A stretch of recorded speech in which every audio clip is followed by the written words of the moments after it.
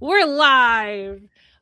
So for those of you who are coming into the rewatch, in the pinned comment, I will put the timestamp for whenever you want to just get to the fun of this video and not the random ADHD nonsense that we do for the first 20 minutes.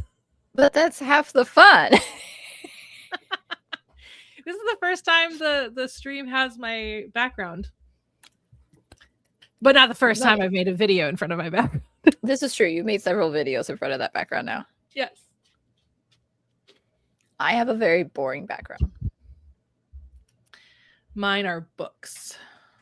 Mine will eventually be books once I move. There you go.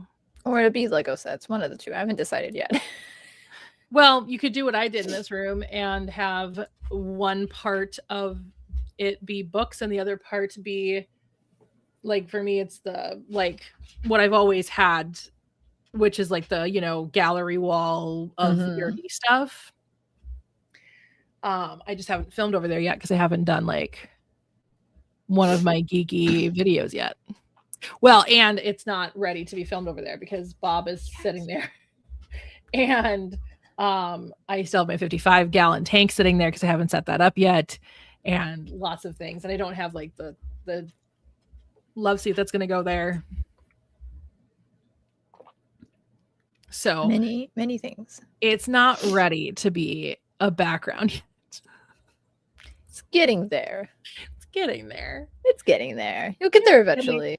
It'll be fine. We're gonna redo the love seat because my mom and I are redoing the love seat ourselves, and we're gonna redo the love seat once it is not sub-zero temperatures. That's a good idea. That's very smart. We're probably actually gonna wait for it to be not snow on the ground either. We're probably gonna wait all the way for spring, but yeah. Actually, are we still sub-zero today? Yes, I assume. I mean, we're below freezing, so I would assume that you're sub-zero.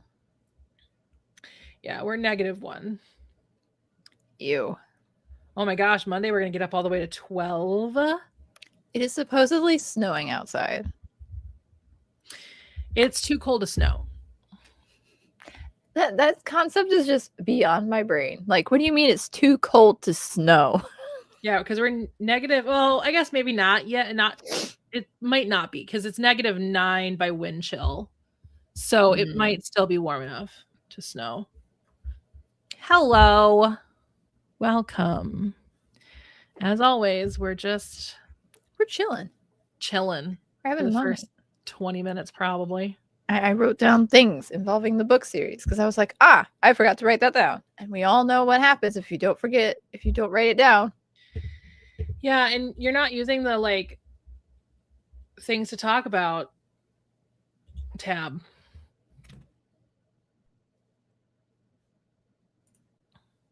It's supposed to help me make a description and a title. Leave me alone. You know what? I never think about what I'm going to talk about because sometimes I just don't think. Yeah. So you're setting me up for failure with the SEO, friend.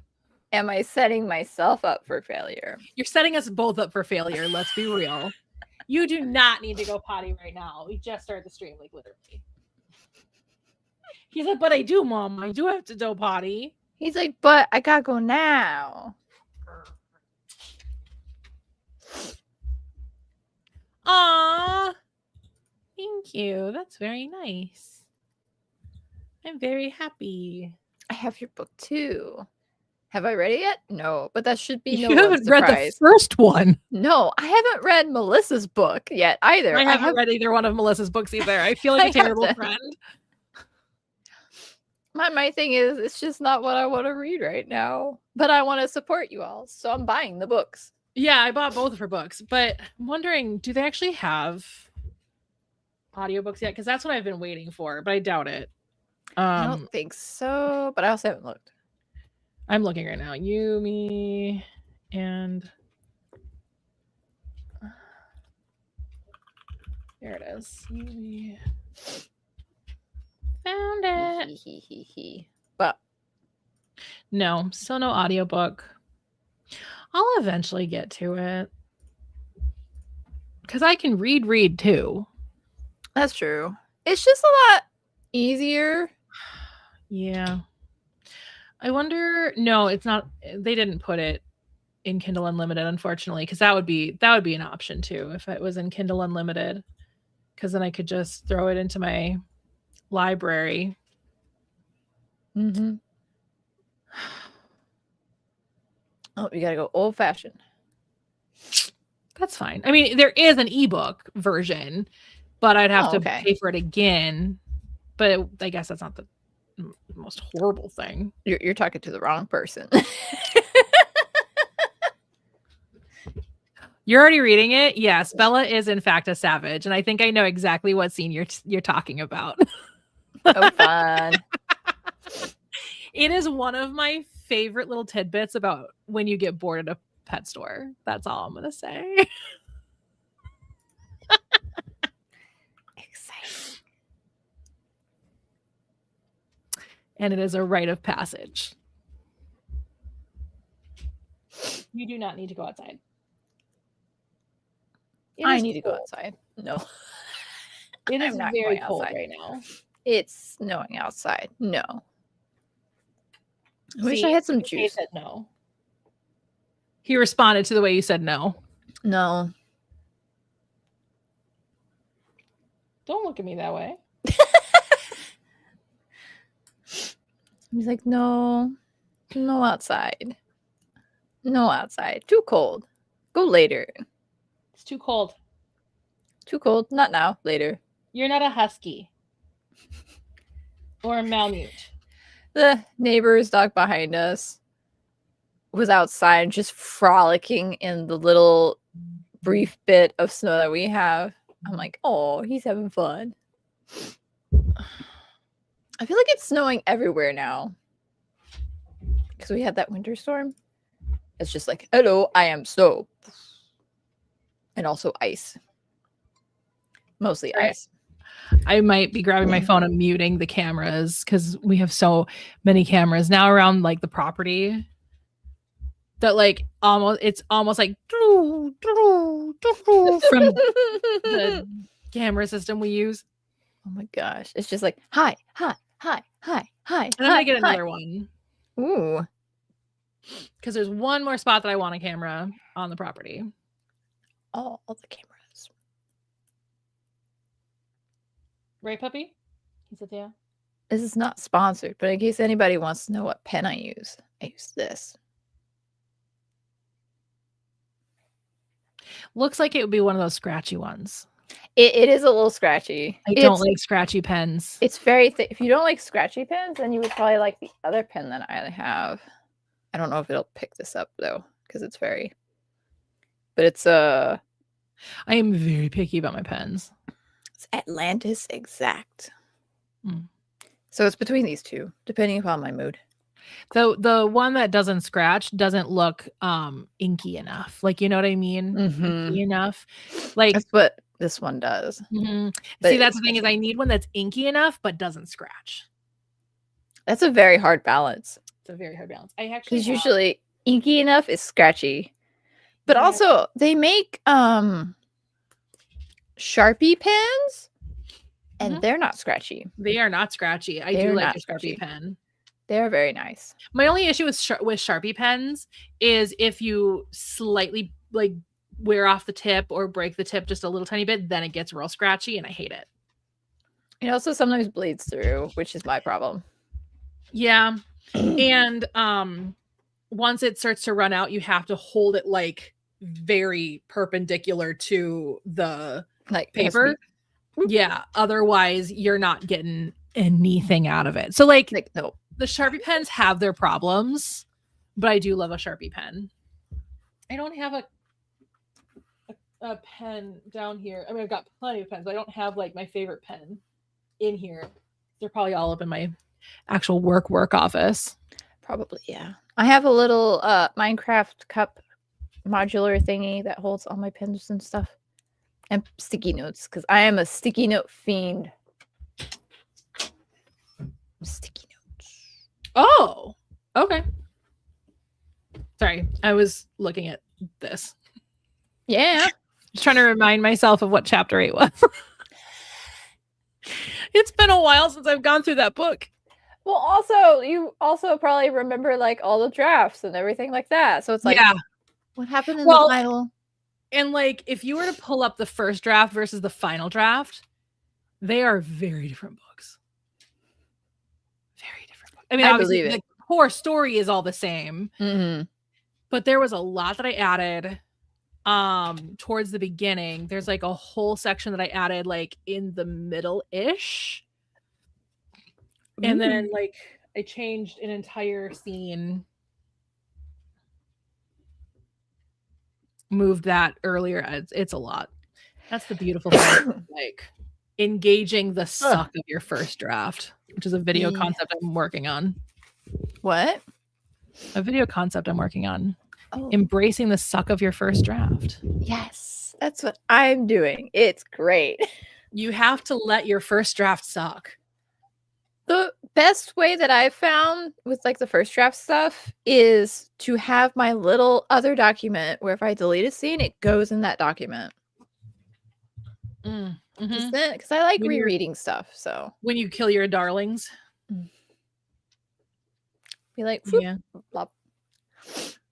I have a darling that I would love to use, and it was actually for the original concept of Price Check on Love, because Price Check on Love was completely altered. Originally, it was a workplace romance, rivals to lovers, workplace romance, as is Price Check on Love, but it wasn't set in a retail location. It was set in an office, and that was the original plan.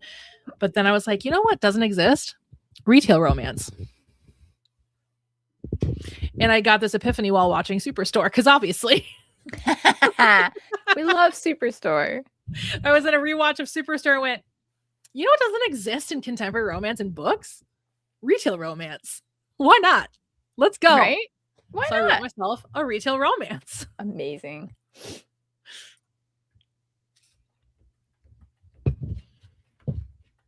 Oh.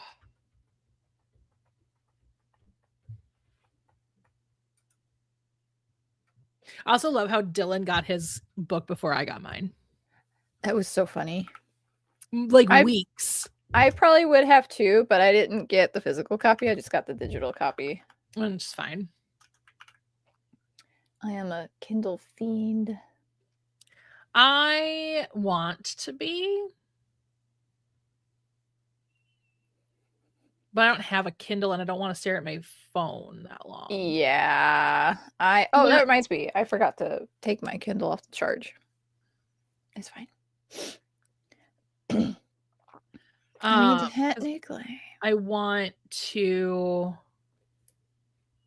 get like a Kindle that doesn't have a backlight, so that way I'm not staring at a screen, because otherwise that gives me like a headache after a while, especially something as small as a phone, you know what I mean? Yeah. Apollo, because like mine Apollo, because my Kindle is a touchscreeny one, but it has no backlight, so I had to get like a little anglerfish light.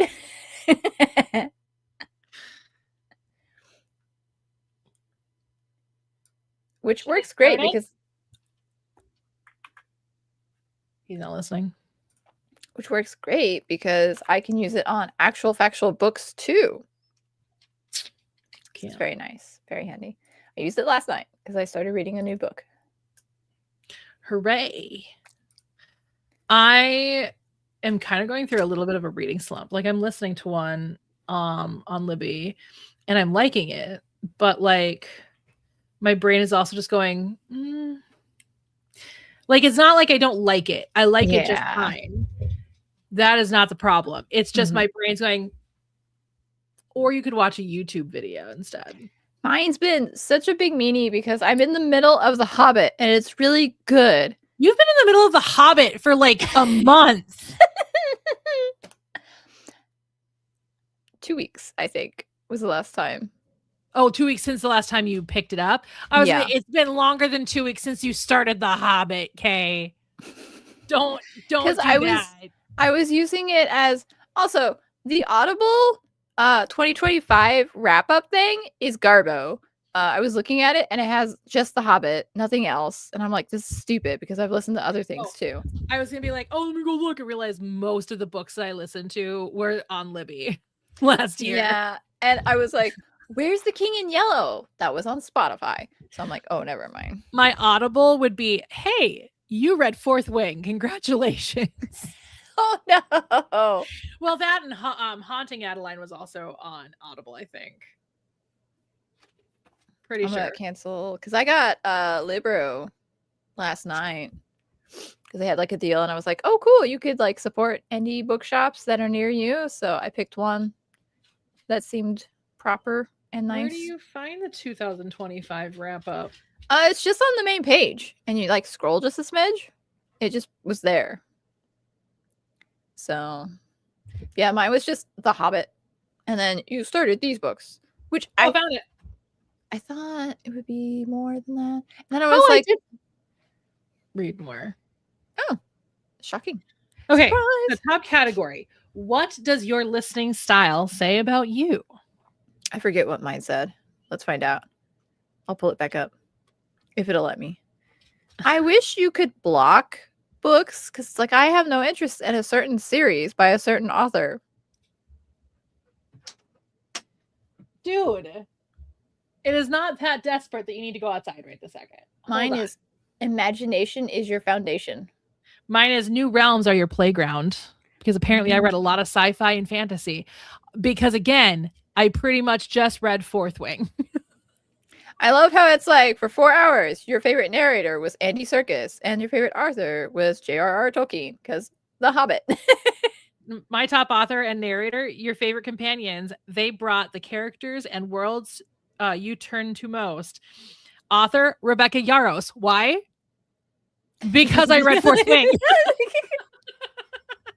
Narrator was John McDonough, and I'm not sure what he would have, because that's definitely not Fourth Wing. So I don't know. Your listening days hit their peak in May. You packed 10 hours and 24 minutes over 70 days, or over 70 days, over 7 days. Yeah, because guess what? I was reading Fourth Wing. Mine is top listening month was January. You packed it 4 hours and 50 minutes over 8 days. And it's January 2025. So I'm very confused by this because it's like, what was I listening to? I don't remember. My listening award is genre hopper. So, can you guess what my longest book that I read in 2025 on Audible was? Was it Haunting Adeline? No. Or was it? Oh, wait a minute. Where did I listen to Haunting Adeline then? Was it Haunting on Libby? Adeline is longer. That's what I thought. I don't know, because Haunting Adeline was my longest book of 2025. Was it? Which Libby, I was surprised by. I didn't think Haunting Adeline was longer than Fourth Wing, but apparently it was. But it took me 22 hours and 2 minutes to finish Fourth Wing. That's a long book. Okay. And you listened to it on 2 times speed, right? No, right. So actually it would have taken me half that because that's the length of the book. That's the length of the audiobook. 22 hours and 2 minutes. And then my shortest was Sex in the City by Candace Bushnell. But yeah, I also got genre hopper. Yeah, because mine is like fantasy, sci-fi. What were the other ones? It's mostly fantasy and sci-fi, so I don't know why it's... Because in teeny tiny little itty bitty, it shows the books that I like started and was listening to. You can't really read it. Yeah. Apparently I spent 10 hours with John McDonough, and I don't know who that is. John Mc... How far am I into the 5th season? Because I thought I was pretty far into that. Narrator, because apparently that was a politician. But audiobook narrator and actor, widely recognized for his rich, warm voice and his narration. Okay, cool. What did he narrate? Oh, he narrated Wicked. Ah, okay. I see a question. Hold on. Oh, yeah, let me pull it up. I need...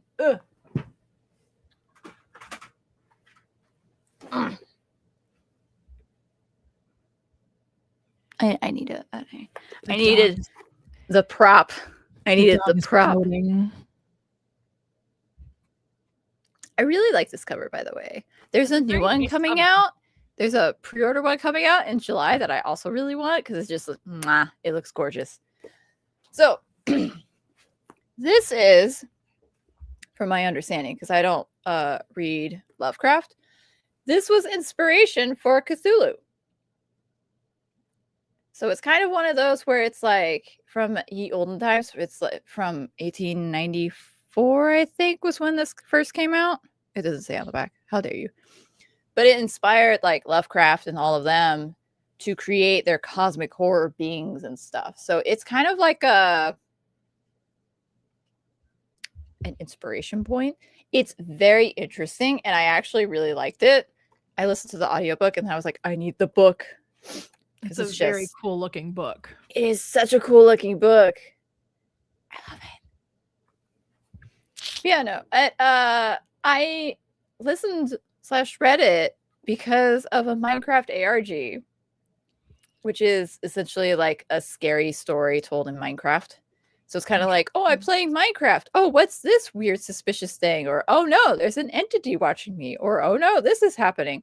They're really cool and creepy and really fun. And one of them was inspired by The King in Yellow. So that kind of like domino effect. So interesting. So I think that's why it's popular, is because people are watching the Minecraft ARG. And so it's kind of like one of those things. And the funny part about this is, so The King in Yellow kind of creates obsessions and stuff. So that's why it's kind of funny that I'm obsessed with The King in Yellow right now. Because it's like, oh, you weren't aware of The King in Yellow. Now that you're aware of it, you're obsessed over it, sort of thing. It's kind of funny. So yeah, it's really good read. There are like a bunch of short stories in there, but they're all centered around like the King in Yellow stuff. So I recommend it if you like cosmic horror, creepy, old-timey stuff. Here you go.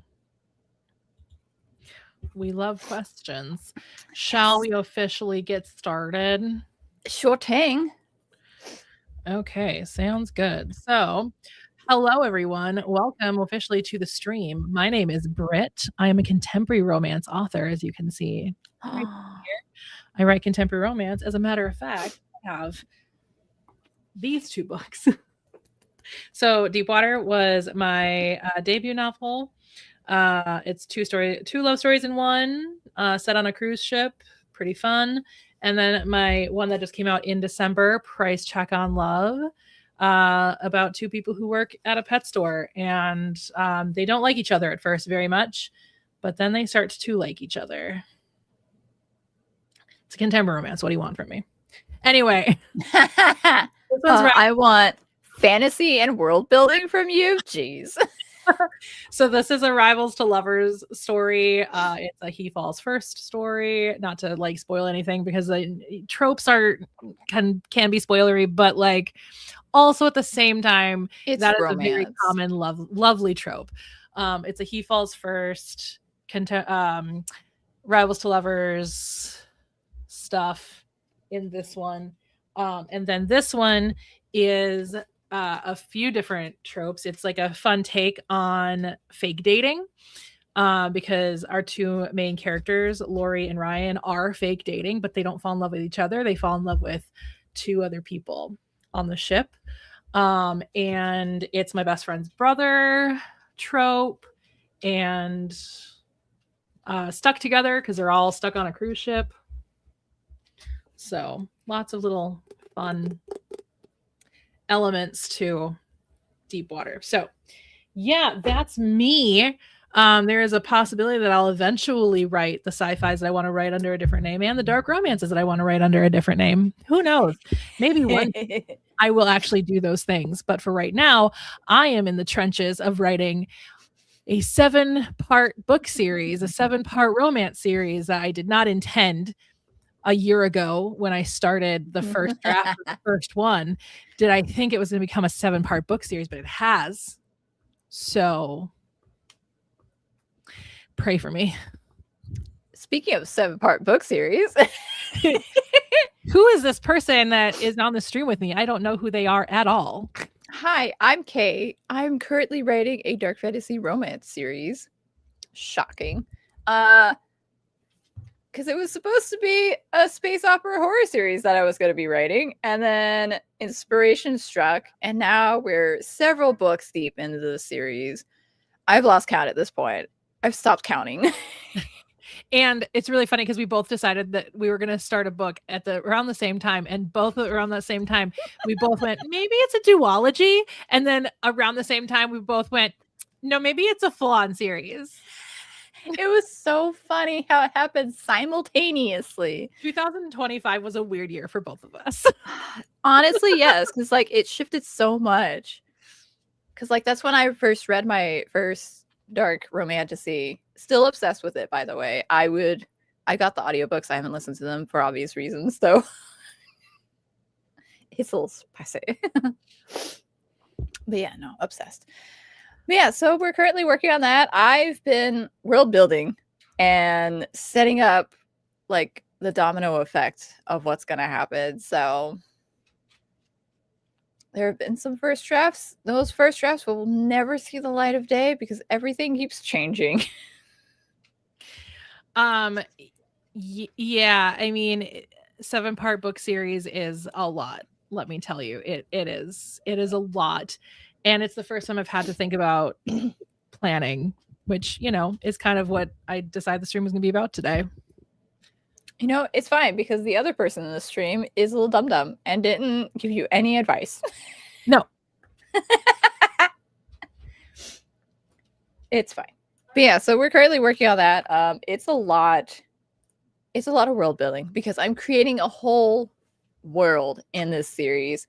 And this whole world is attached to another world that's just like vaguely mentioned. And then my silly little brain last night was like, I could probably write a book about this too. It needs to stop. It needs to stop. Because it's getting ridiculous now. I hope my dad is downstairs. Why? I just sent my dog down there. I haven't heard the door open yet. I might have to be gone longer. Okay, no, you're fine. I'll keep rambling. But yeah, so we've been world building. I haven't made a map yet. I really want to, but I need to figure out, because there are 10 kingdoms, right? Because it's the 10 Kingdoms series. There are also vampires, vampire hunters, other like fantastical species and humans and stuff. And it's a world. It is something. But it's been really fun to just like poke around and like just figure things out. I've finally figured out the timeline mostly for the 10 Kingdoms book. Because originally it was like a staggered effect. So like you had book 1 was here, but then the second book was like in the midway point, and then it just kind of like, I can do art, but not in the way that I'm sure you're thinking of, because I can doodle and I use a website to make maps. So I have doodled my ideas of what the map might look like, because the website that I use is very like, I want to figure out like the scale of it before I start doing anything on there, because I have an idea. Because like the north has like these mountains, and then you've got like the one kingdom that's like butting into that, and then you've got the other kingdoms around it. So it's like a big plot of land, the ocean side, and then there's like stuff on this side, stuff on this side that doesn't really like matter, because you've got like the mountain range just kind of like going down. But I need to look up like some geography stuff, because I feel like I want it, like, yes, it's a fantasy world and I could do whatever I want with it, but I want it to be a little bit realistic. Like, I don't want to have X, Y, and Z happen when only Y and Z can happen, Because the way that I have it arranged in my head, I don't know if it's actually factually a thing that you could do, so I need to do some research on that. So. Exactly. That's exactly what I was thinking. Right? Gotta do that research.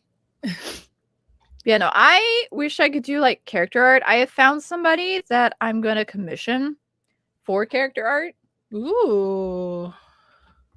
They do like either like heads, busts, or like full body. It's a little expensive, but I really like the style, and I really hope I bookmarked it. Otherwise, I'm gonna cry, because trying to find like actual artists who aren't AI artists is so hard.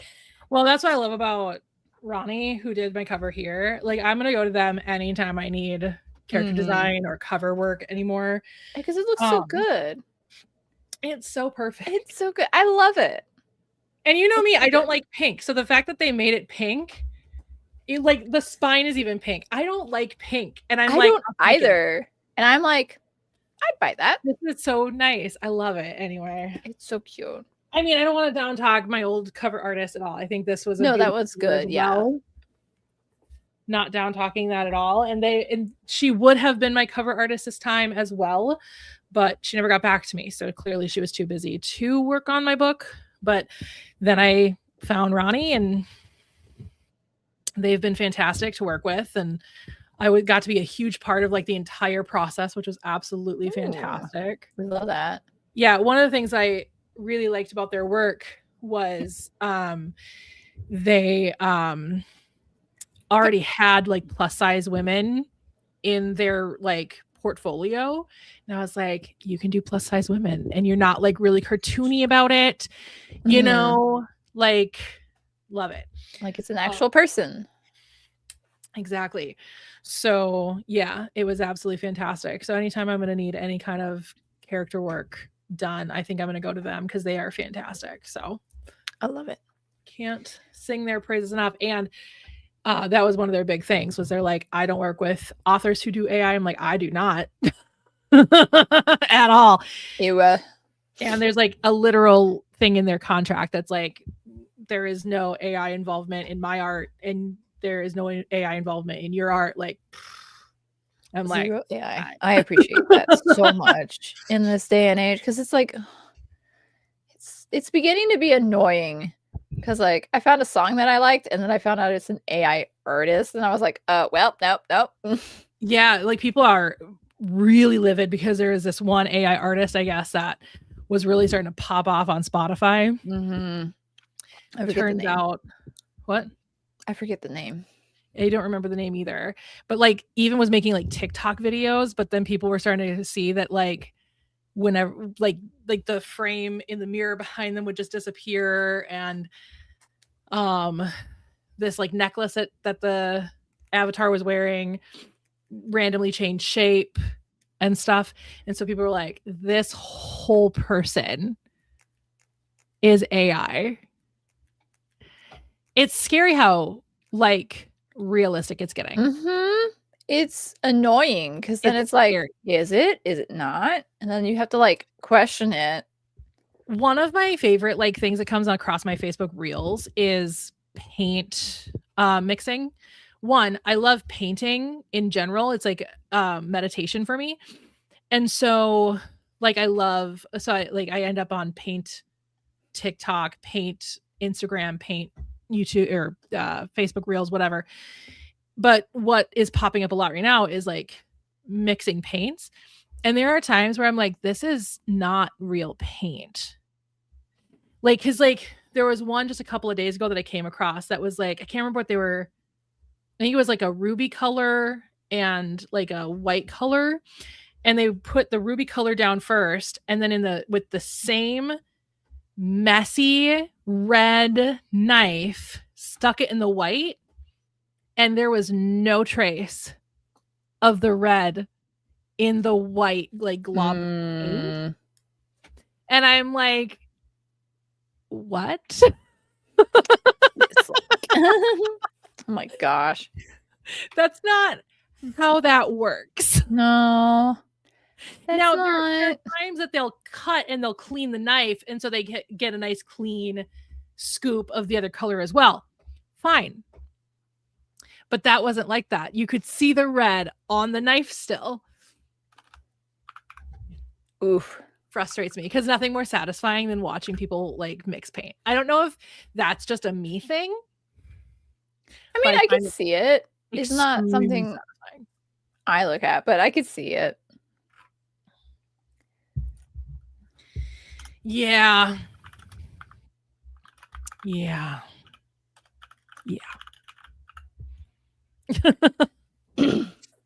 But that's what's scary. I have this friend that I've known since like I don't even remember how long we knew each other. We really got to know each other in 9th grade, but we went to high school together. And I can't remember if he came in 9th grade or if he came in 8th grade. It was somewhere around there. And we've been friends ever since. You Now the cat wants to come inside, and the queen does not jump over the gate. No, she needs it open for her. Anyway, let me finish this real quick. He keeps sending me like messages on Facebook of these funny videos, and they're all from Sora. And I'm like, dude.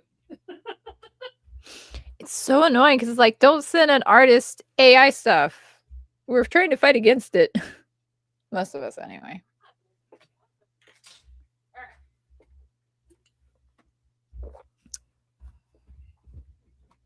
The queen has entered the room. Not me, the cat. The cat is the queen. Oh, yes, of course. I'm surprised she hasn't jumped into the fish tank yet. I thought for sure she would have jumped into the fish tank. Because there's nothing in it. Oh. That's funny, though. Hello. Can I help you? No? Okay.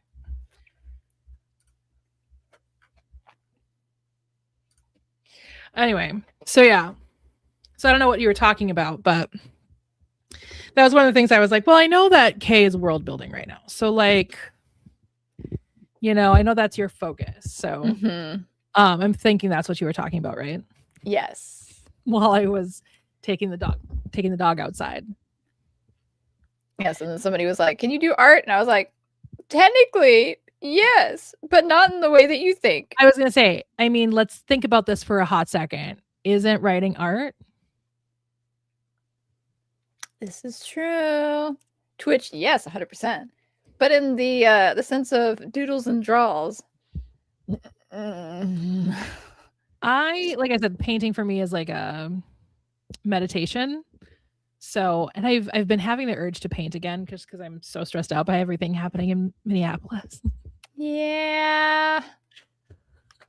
I'm, you know, in the midst of stuff happening and I don't like it. Yeah. I can't tell you how many times I've had like just anxiety about like everything. Yeah, no, it's So my brain has been like, hey, we need to calm down. You should paint. So I might paint today. We'll see. That'd be fun. To be fair, I wouldn't paint mostly today. I would paint actually tomorrow because I have to paint the canvas black to do what I want to do. Ooh. Yeah, I've got my canvases. I've got a Lego set that I want to put together. We'll see if I do it today. We'll see if we're open for work tomorrow. I looked out and I wasn't working yesterday or today, so I'm like, I have a Lego set that my nephew was supposed to put together for me today, but then they didn't come over. oh. Otherwise, he'd be here right now putting it together, probably coming into the frame being like in the background. That's who my nephew is. It's funny because then I'll be like, good Lord, bugs a lot.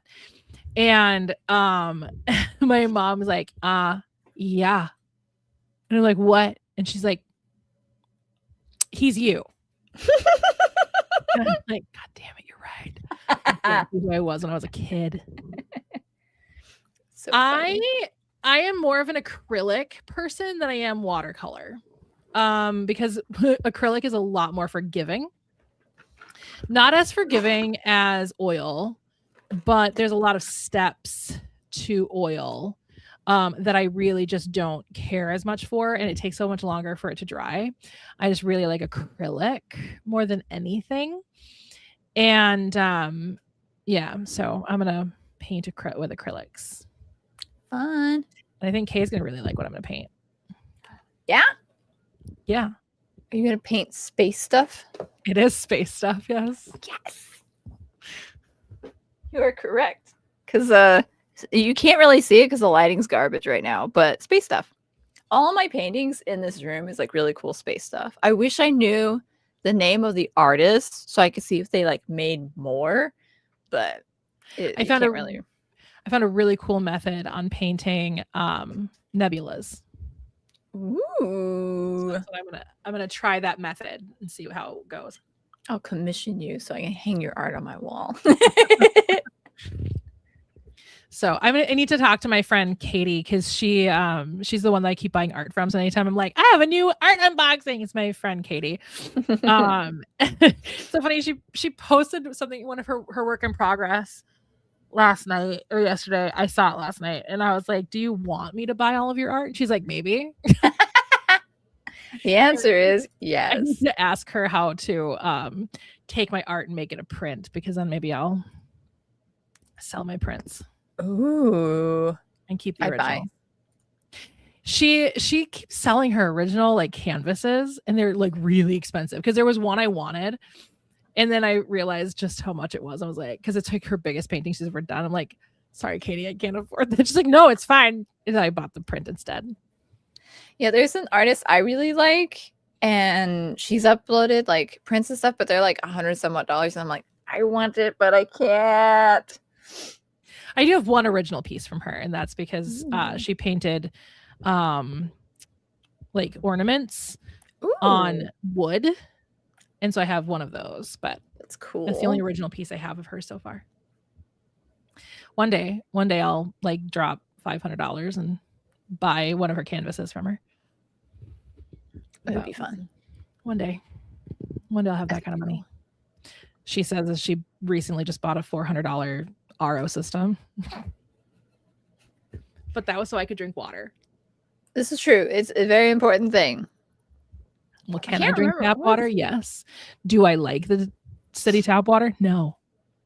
It comes out of the Minnesota River, which is a tributary off of the Mississippi.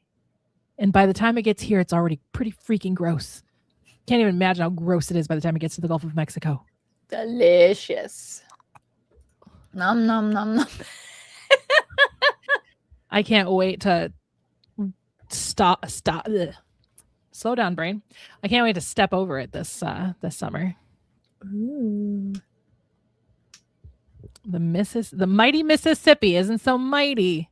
Mississippi. Anyway, so yeah, I want to take a nap. It's so funny. I was looking at this and I was like, why did you write 2230 on our little document? And I was like, I forgot you were making timestamps. Well, just the one. Because I realized that I was too distracted by trying to keep up with the chat, like figuring out like where the timestamps were. That one time I tried it, and then guess what? I actually never put the timestamps in. That's funny. So I just need to remember to comment that. That's all I need to think about, is just commenting that and pinning it. There you go. Boom. That's done. it. Problem solved. Problem freaking solved. It's just so funny, because I was like, why is that there? Having a moment. Is that your cursor being like, I'm gonna delete it?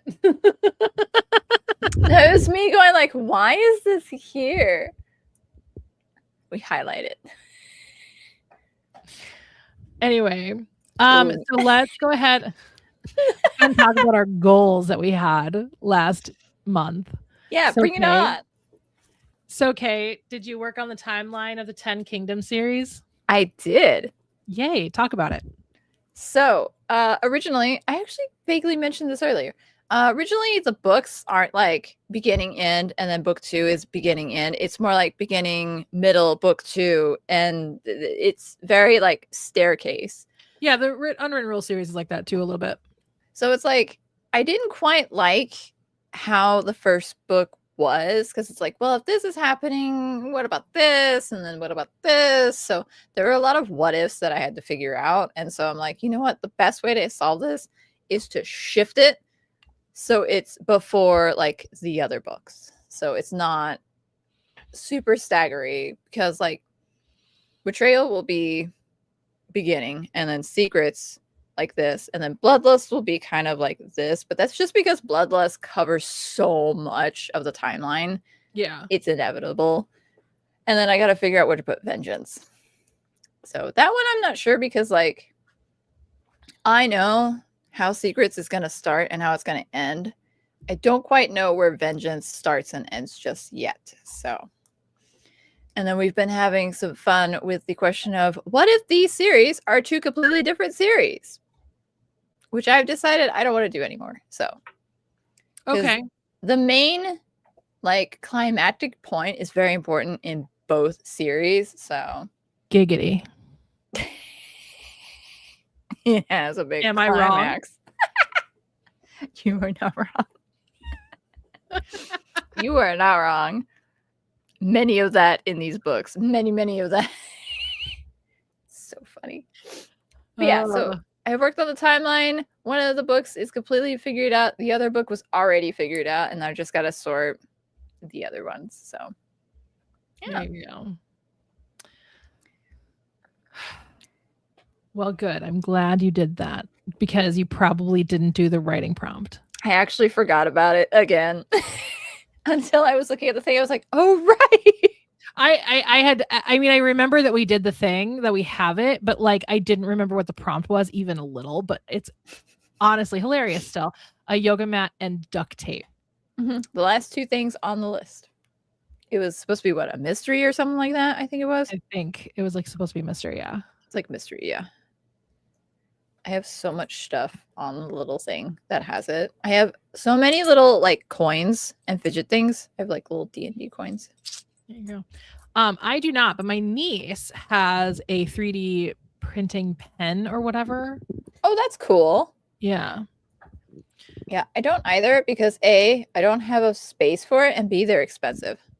Very expensive. They're really cool. They're getting better at cost, but like they're still pretty expensive. But yeah, I mean, I have some 3D printed things, but I don't have any. I have one of our employees 3D prints ducks, so I have a bunch of like little 3D printed ducks on my desk. I have a 3D printed Charmander, and then I have a 3D printed, again, Pokemon related. I have a 3D printed Pokemon, like it's the blue version, but it's just massive. That's cool. Like the cartridge, like the Game Boy cartridge. It's very cool. Let me grab it. That is cool. Yeah, the employee knows I like the 3D printed ducks, so any like holiday or big movie release or anything, she makes them. So like I've got somewhere a green duck for Wicked. One of these is for Taylor Swift. Another one's just for like Christmas and then Halloween and such. So I was gonna grab it, but I forgot that it's really packed in there, and I just don't want to have to redo that shelf. It's fine.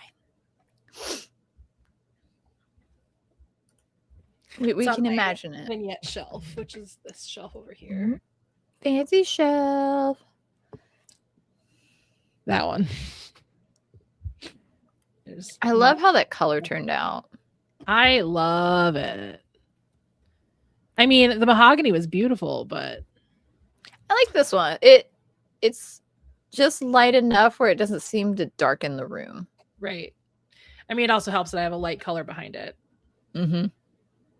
Because my dad and I are going to build a a built-in entertainment system very similar to like what I have right back here. And originally I was going to do this same gel stain, but then my dad's like, but that you're going to do the dark teal on that wall. And I was like, yeah, it'll look cool. And he's like, I think white would look better. White's so boring though. But it's going to be up against a super dark teal wall. That's true. And it's what's going to also be holding all of my DVDs and stuff. So the Lego website is so bright. I had to pull it up. So no Lego website. Lego website. Only had a dark mode for you. I couldn't figure right. Where's the dark mode? Lego, come on now. I had to look it up because I could only remember the Venusaur, Charizard, and Blastoise set was like expensive, but I couldn't remember the price. So prices don't matter because the big expensive $650 set sold out within 3 days. So the people will buy it. We're doing. It's really cool. It is such a cool set. I am not spending that money on it. I'm also not like super into Pokemon. Like I bought what is it? Mega Blocks or whatever. I've got fake. There was a time period where you got into Pokemon for a bit. and then that just didn't last. It was my hyperfixation for the moment because I got Pokemon Black and White. Yeah. And then I played through it and I had so much fun. And I play Pokemon Go every so often when I think about it, but it is not. I have to admit the Pikachu one is cool looking, but I also just hate Pikachu propaganda. But I'm also like, none of those are my favorite Pokemon. Like, my favorite Pokemon are these guys. So, like, I have my favorite Pokemon. If these came out as a Lego set, I would probably buy them because I am obsessed with these two Pokemon. Okay, yeah, I would definitely get the Charizard, Venusaur, and Blastoise one. That is super cool. Right? Isn't it cool? Because, like, at first, my thought was like, oh, gosh, that's super expensive. But then you have to remember they always up the thing for licensed stuff, and it's like an adult set. It's not a person set. No, it literally says 18 plus. Yeah, it's one of those adult collector ones, which is annoying, but it is what it is. But no, because like when I saw that price, I was like, oh, are people going to buy it? And then I heard that it sold out within 2 days of it being up. Because they were like, all the Lego collectors were like looking at these reports and stuff because it came with the gift with purchase. And they only have a certain amount of gift with purchase. And that's how they figured out how many sets were sold and blah, blah, blah, blah, blah. Oh, so like the people who love Pokemon will drop the money for it because that's just what they do. Like you look at all these other Pokemon things, it's just what they do. But I hope they do more because like the Eevee $60 set, I think that's reasonable. I think it's cool. It reminds me of these other ones that they're coming out with where it's like Stitch or the dogs from 101 Dalmatians. They're coming out with the Golden Retriever puppy. So like that price. Coming out with a Golden Retriever puppy? Yeah. I need that one. You do need that one. I have the Luxo lamp. Luxo Jr. Oh, the Golden Retriever puppy is $150. Sorry. I didn't realize it was that expensive. Why are you so much? I wonder if they're ever going to have that tribute camera come back. The Walt Disney tribute camera. I mean, if it's retired, no, you'll have to find it. It just says sold out. I don't know if it says retired. I don't know if it's retired or not. Yeah, no, I think the prices, I mean, Lego stuff is expensive anyway, which irritates me because I always want the expensive stuff and it annoys the living life out of me. But like, yes, it's expensive, but people will buy it. I am not people. They came out with a side X set, I would buy it, but only if it's like the $60 set. Like they really did get rid of Cinderella's castle, didn't they? That's too bad. Yeah. They retired the castle that I wanted. I'm kind of sad, but I've got like the $100 castle version, and they came out with another one. Oh my gosh, I need that Golden Retriever puppy.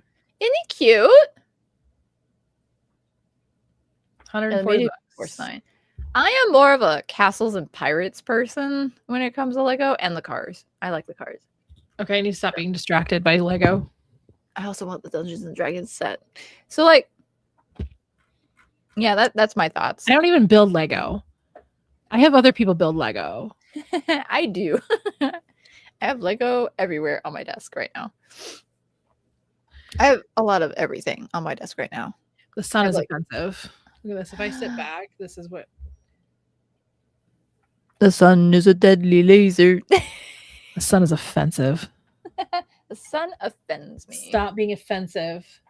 Hides behind cloud. Yeah. The one day I didn't want it to hide behind a cloud and I was afraid it was going to hide behind a cloud. And then now I'm like, be behind a cloud. The moon is not going in front of you today. Good grief. That's so funny. But yeah, I was shocked when I found out that expensive set sold out, but then also the people who buy it, it makes sense. It's just weird. Offensive.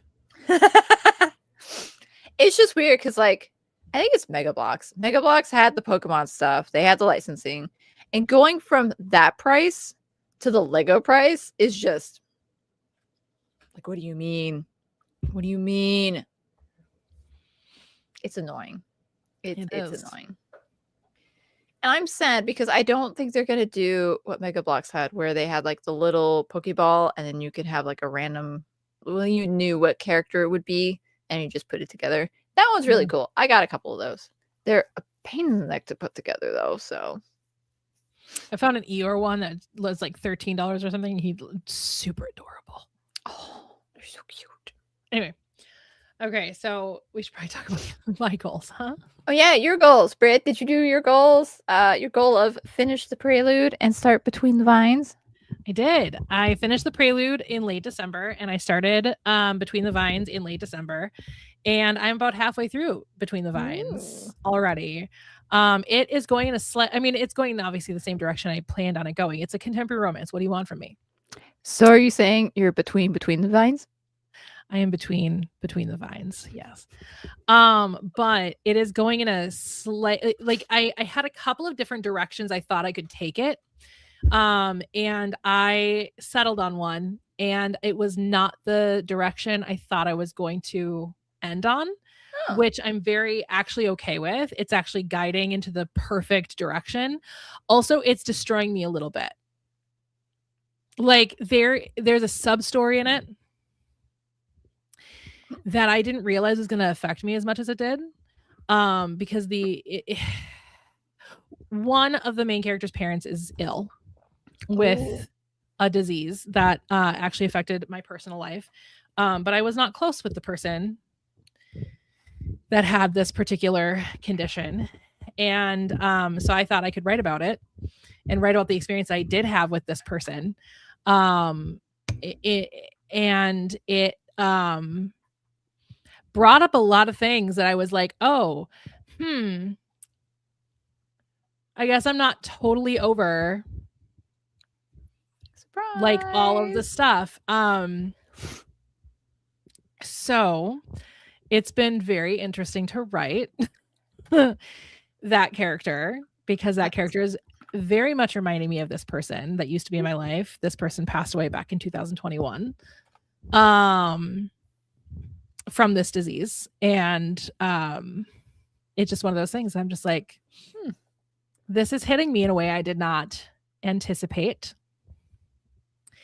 Because that's the thing, is like, mourning that person was very weird, because what I was mourning was not that person. Like, I wasn't like, I'm sad this person is dead. I was like more like, I'm sad that now it's officially over and I will never have the relationship that I deserved with this person. And not that I ever thought I would have that relationship, but as long as that person was alive, there was always like a chance that they might see the light and not be a horrible person.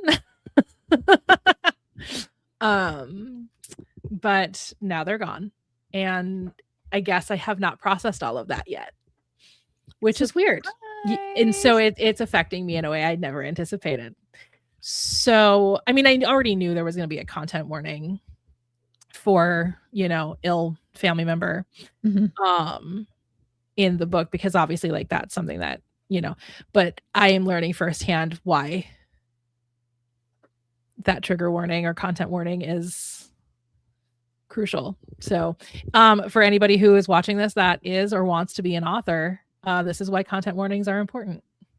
Yep. You can be triggered by your own damn work. It's fine. It's great. So fun. So there's that. Which is why every single one of my books will have content warnings. And I mean, I'm sure there's stuff in there that I don't understand as a content warning, and hopefully people will catch that. Like, there were a couple for Deep Water that my editor caught. That my editor was like, no, you should probably add this. And I was like, oh, never would have thought of that. Thank you. So that's why you also have other people read your book. Price Level was going to have another content warning if I didn't change a specific scene. Oh, because it was spicy related, and it in some aspects, I mean, definitely it's hard to explain. Basically, a character could not technically consent. So it was very dubious consent, even though it was very much enthusiastic because of her current situation. She was drunk. And they were in an active relationship at the time. It's one of the last ones that was going to be in the book. And one of my slow down, brain. one of my beta readers was like, either put in a dubious consent content warning or change this. And I was like, I'll change it. Boop, boop, boop, boop. So that's all. But yeah, that's why content warnings are crucial. And it is the author's responsibility. It is not reviewers' responsibility. It is not other readers' responsibility. It is the responsibility of the author to be like, hey, I want you to have informed consent walking into this book. Mm-hmm. Like, hey, FYI. Yeah. And if people don't want that, then just skip that page. Yeah. It's as simple as that. You're like, I don't care. Okay, skip it. Well, there are some people, and it's true that there's like, well, it feels kind of like spoilery if you're, looking at the content warnings. Sure. I would rather you be spoiled than you have a flashback or something because you're reading the book. Like as somebody who literally has PTSD and has emotional and audible and auditory and visual flashbacks, yeah, they suck. They suck big time, especially when they happen at all 3 times. All of a sudden you're transported back in time to a time where you were not safe and you are trapped in that flashback. It sucks. So yeah, no, content warnings are crucial. So anyway, that's all. But yeah, so I got the prelude done. So I only have one more book to write in the Unwritten Rules series. The first draft of.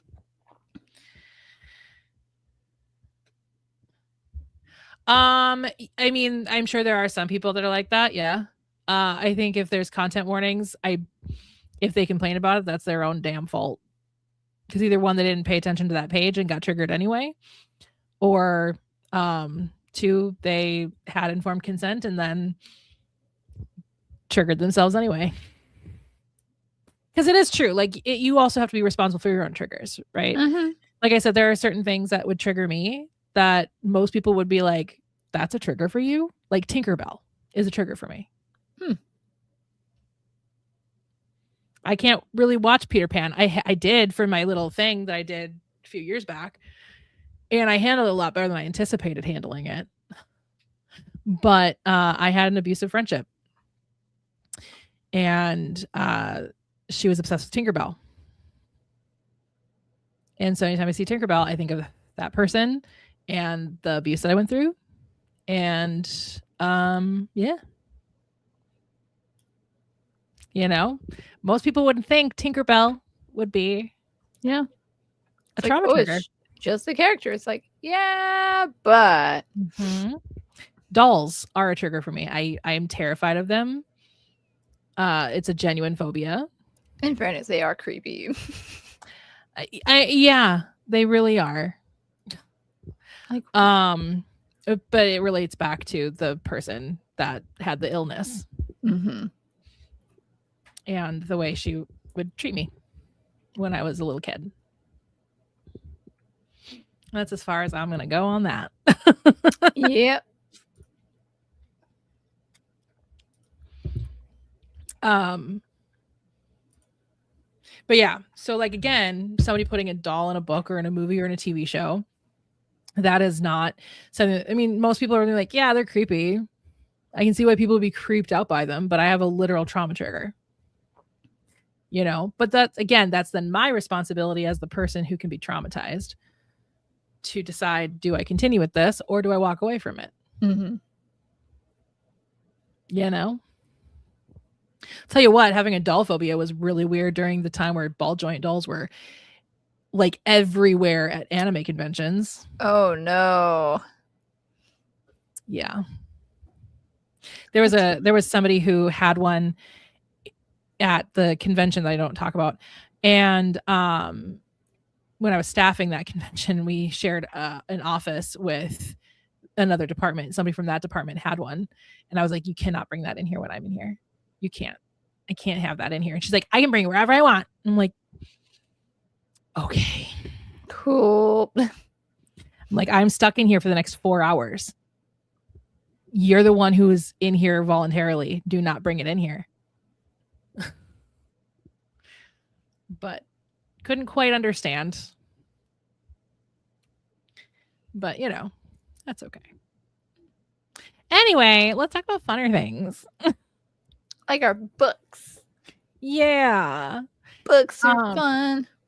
So, how, like, real talk, like, how far are you in your planning process right now? Where you could successfully, possibly actually get a first draft completed properly? There's so much more world building that I need to do. Because, like, yes, I've got the timeline figured out, except for the one book, which I think I'm going to go back once I figure out a couple of world building things and do the first draft of Kingdom of Secrets. No, Betrayal. Kingdom of Betrayal. I get those two mixed up. I don't know why, because it's very obvious why the books are named that way. It's annoying. Anyway. Spoiler alert. I'm guessing there's a betrayal in Secrets and then there's a secret in Betrayal. You forgot the Bloodlust and Vengeance. So there's Bloodlust in the Vengeance book, and then there's Vengeance in the Bloodlust book. I mean, to be fair, those go hand in hand, but they do. But yeah, no, and then I gotta figure out, like, if a thing that happens in Betrayal stays, because if it stays, then that changes everything after that.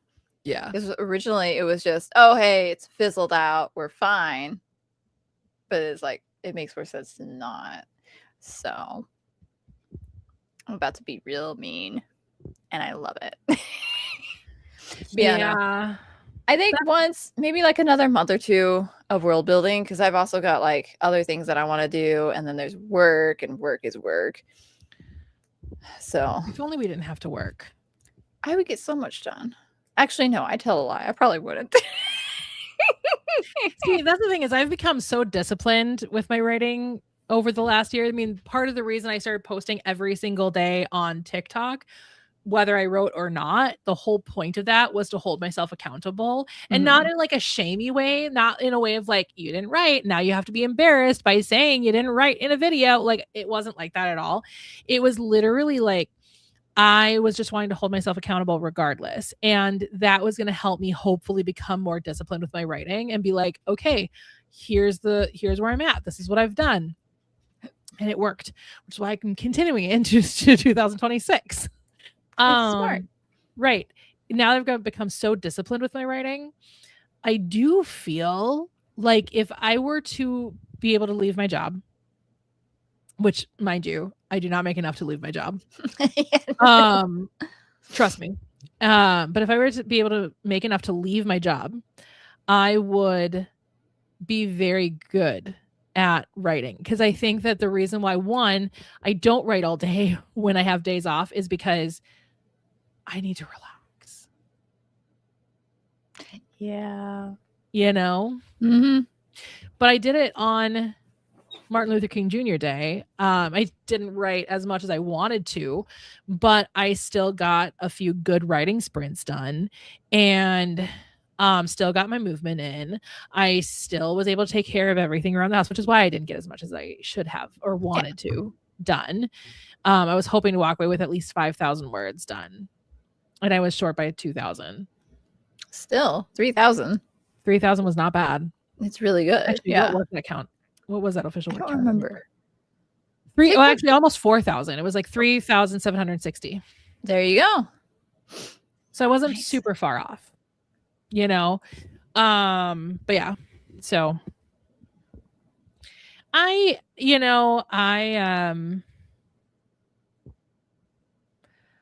think that I would be able to get work done if I didn't have my job. So, I don't want to say, like, I would say financially comfortable man, because I'm done saying rich men, because I do not want a billionaire romance in real life. No. It's You know what? just, Here's the thing: there's no such thing as an ethical billionaire. mhm. So, and that goes for anyone who's considered a billionaire. It's like, Even though there are some why? people who are like, there's one billionaire that I think is ethical because she pays her people lots of money. I'm like, she's still a billionaire though. Right? It's like, why is she still a billionaire? She doesn't need to be a billionaire. Why do you need that much money? What are Right. you doing with that much money? Is the Great thing. that you Like, pay your people a lot of money, but you don't need to be a billionaire. right? Like, Let's be real. it's silly. Anyway, but somebody financially comfortable enough that I could leave my job and be like, yeah, okay, as long as you move into my house without any things. You can have clothes. That's it. I want my things. I don't want his things. That's so funny. That's so funny. There's a reason I am single, y'all. I don't want your things. Just You're not like allowed to shows up have things. with this bag of clothes, be like, I'm here. Basically, that's what I want. Yeah. You gotta have a bunch of clothes, and then like even then, like you're gonna have to find closet space because my dog takes up half of the closet and I take up the other half. That's Literally, so that's funny. where his crate ended up, was inside my closet. So every morning I tell my dog to get out of the closet. It ended up being the most realistic spot for him. That's And so funny. He actually really likes it. I don't know why. Not the robot overlords. Yep, the robot overlords are gonna take all of our jobs. They're trying to take ours, and then because they're doing a lot of like automation tests and stuff, which some of them, yes, please, thank you. I don't want to have to worry about this. But others, I'm like, this is making stupid choices. My job is doing a lot of things that makes me not worried about my job, but makes me worried about like my employees' jobs. Oop. Because, Yeah, you know, everybody's so in love with AI these days. I hate it. I'm glad they're losing so much money. I hate it so much. I need it to just combust. I need all the data centers to just poof. With nobody in them. Right. With nobody in them. Much like I say whenever I come across like a jerk on the road, I'm like, I hope you get into a non-lethal accident. Right? Like, I don't want you to die. I want the stuff that I hate to die. Like, Right. you reevaluate your life. Right. There was a time where I was not looking actively for another job because I like my job and I like the company I work for the most part. But I was just like, I want to see what's out there, like work from home in the area. And everything was for the data center here. And I was like, yeah, no, I'm not going to work in AI. Thank you, though. Thanks. Pass. It makes me No, we're good. I don't need to worry. I don't need to work there. Yeah. I think by the summer, if I stick to it where at least maybe twice a week, realistically, because migraines are a thing, work is a thing, D&D and all that stuff. Realistically, twice a week, I work on the world building for at least a couple hours, maybe a little more here and there, sprinkled down. I think summer, we can start doing a first draft. Like really getting into that first draft. Mm-hmm. Good. Like actually a serious first draft, not this, hey, I'm working off an idea. Oh, shoot, these two documents together is like 100,000 words. Where it's pretty much all just spicy scenes. Half of it. There's stuff going on around them. Sure. And like that oh my gosh, that other first draft of Bloodlust. It's gonna be a fight to keep these two apart. They're not just lusting over each other's blood. One of them is. Because spoiler alert, one's a vampire. Yeah, that's one thing. That's one of the reasons why contemporary romance was like the choice for me, because I'm like, I don't want a world build. That doesn't sound fun at all. I have to for my sci-fi, and like I had to create a whole other planet with like their own like terms and royalty and all that, and that's why like the first draft of Man from the Stars, I'm like, I need to do even more world building than I did before I wrote this. Surprise. It's great. I love doing it, which is probably why I'm having such a field day with the D&D campaigns, because then it's like, oh, my own worlds. Haha. It's like See, you that don't does not sound fun to me. So I see do you as don't little as I can. you don't have to make your own worlds. There are books that you could just follow the modules for, but I'm like, I have an idea and I want to do my idea. So I'm going to do my idea. Which is great because that's very much your creative brain. Mhm. And that's fantastic. But for me, that's why I go to contemporary romance, because everybody already knows the way life is. The closest I had to get to world building was I had to remember what it was like in 2009 for Price Check on Love. And I had to create a whole corporate store and kind of like their whole like how they function and things. So I had to do there's always some form of world building. Yeah. Regardless, but it's a lot easier to just jump right in and build that kind of a world as you go. You don't have to like do all kinds of like planning, because I am so, because it's it's a spectrum, the plotting versus pantsing. Yeah. Very much a spectrum. I am somewhere in the middle, obviously. Most people are, I feel like. I think so, yeah. Like, I'm usually a pantser, but with this, I have to plan. Yeah, when you go with to. romantasy in any way, shape, or form, you have to, or sci-fi or fantasy, just in general, anything like that. You got to do the world building. You've got to like plan that piece of it out, even if you're not planning the actual book itself. You know what I mean? Like, you're not out. I outline to an extent. Enough I that usually I don't. Well, the only reason I do is because I have a terrible memory. Like, I cannot for the life of me ever remember my main character's last names. So if I ever have to use them, I have to like either search the document or have a document up with a profile of the characters so I can remember their names. Mine's just getting 2 books confused, apparently. It's so funny. I will say the planning I had to do for the Unwritten Rules series, once I decided it was a series, because they do intermingle with each other quite a bit. Like, it's not, again, to your point, it's not book 1, then book 2, then book 3, then book 4. No, it's like book 1, halfway through book 1 is when book 2 starts. And then book 3 happens again in the middle of book 2 and then after book 2, but before the actual end of book 2. Because like it all happens because there's like a time jump in book 2. So not like a big one. It's like 6 months. But like there's like a decent time jump in book 2. And pretty much everything that happens in book 3 either happens at the very end of book, like towards the end of book 2, and then in that time jump. And then that's where book 3 is. And then book 4, it's that starts between the end of book 2 and the epilogue of book 2. It is confusing. The timeline of it is not easy to remember. No, which is why I'm kind of glad that mine's like shifted a little, so that it's like, okay, we're a little better, and then it makes more sense. I don't know. Yeah, and I'm not going to shift mine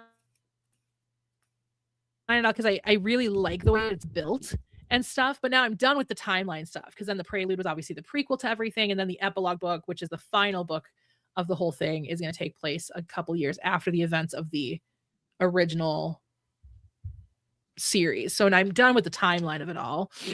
But like I did a whole like Excel spreadsheet, because of course I did, of the timeline, so that I could follow that. I could be like, okay, so this is happening in this book. What was happening in this book at the time? So I'm not creating a plot hole.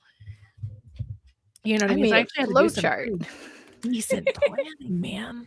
I had to do some pretty decent planning for that, because again, like they intermingle with each other so much. And there were scenes I had to rewrite from a different perspective. So like I literally would go into the other document, pull that scene from like, we'll say it's like Ethan, it was from Ethan's POV in Jamming Together, and it's going to be from Griffin's POV in Playing Dirty. And so I copy and pasted it back into the new document, and then I just rewrote the scene, changing the POV as I was like looking at it. That's going to happen. There's a POV where you get to see both POVs of like what's going on. Yeah. So that scene's fun. I like that scene. It's great. Yeah. Anyway, so yeah, it was a whole different experience. And that's what's been fun about like my like Price Check on Love, for example. It was one of those situations where I was like, I know the basic system of how this is going to work. I know the characters' names. I know their goals. I know like enough to just jump into the book and just start writing. And I know like the big pieces. And same thing with Between the Vines. I figured out all these bigger scenes that I wanted.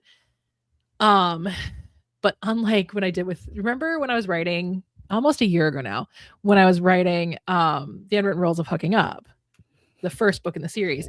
And there were just scenes I was like, I want to write the scene, but I don't want to forget about it. So I'm just going to write the scene. Mhm. And I got to that point and I was like, now I have to rewrite it because now it doesn't fit. Mhm. I'm not making that mistake with Between the Vines this time. I'm writing down like, here's a scene that I want to have at some point, and I'll write it down. And I've already come across one of them and it's changed a bit because it just didn't fit the way I wanted it initially. Yeah. But I still got to put the scene in there, but I just didn't write the whole scene. That's fine. So anyway, yeah. I'm a big person of, oh, I like that scene idea. Yeah. And sometimes it works and sometimes it doesn't. Yep. And I was so sad because there were moments in The Unwritten Rules of Hooking Up where I'm like, but this scene is so perfect the way I wrote it, but it doesn't fit anymore. Yeah. So now I have to change it to make it fit. But I mean, I was still able to put those scenes in. They just did not look like what they did when I first wrote them. Yeah, which is inevitable anyway. Yeah. I mean, it was going to change. I am very curious what it's going to look like when I go back to The Unwritten Rules of Hooking Up.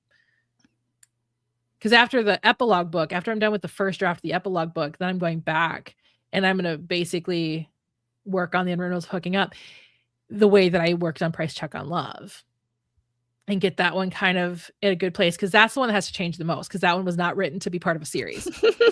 That was like, written as a single book. A single book. And then halfway through, you're like, halfway oh, through, no. I was like, oh, I guess it's a duology. So, but it wasn't a problem because then the duology was just simply, oh, then the second book just happens.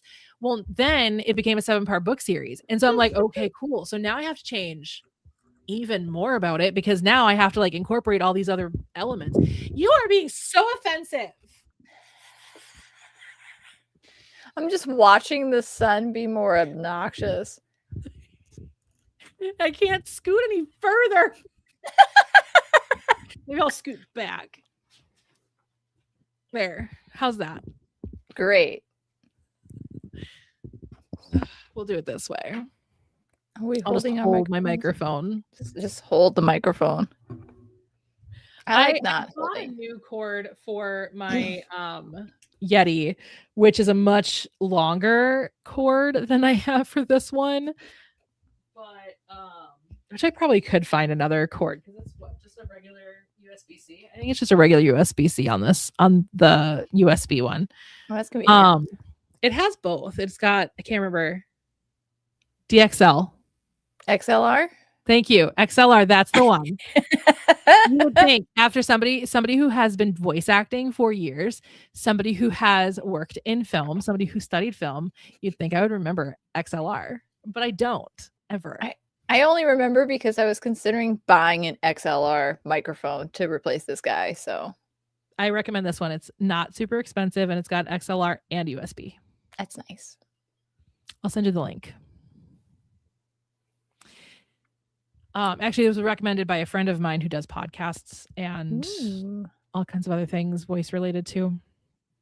So, but yeah. Nice. I like this microphone a lot. But yeah, I've still got my Blue Yeti. It just, see, there's my Blue Yeti. I've had this sucker for so long. It's been what, maybe like 10 years or so? Oh yeah, I've had mine long time. Let's see. Let's look it up. I used to know just off the top of my head. I kept like looking. Bought it on Black Friday. That's all I know. I bought Black Friday on Amazon. I don't remember if I did too or not. Hold on, let's find out. I'm literally looking at my Amazon orders right now. I'm looking too, because I don't remember. I'm pretty sure I bought it. Okay, just typing in blue was stupid because I buy a lot of blue things. Yep, November 26th, 2013. Type in Yeti. That's a much better idea. 2013. I've had this sucker for almost 13 years.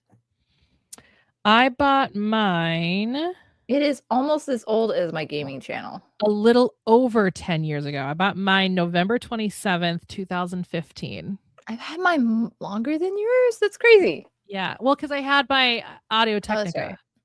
I had the Yeah, Audio the other Technica one that I had. Yeah. And then that one was starting to die. And so then I was like, I need to get a new one. And then on Black Friday, they had a good deal on the Blue Yeti. So I got that. And then that started to be not so great. And I think I know why now, because I think the cord was going bad, because then the cord went bad. Well, the cord got eaten through at some point. But yeah.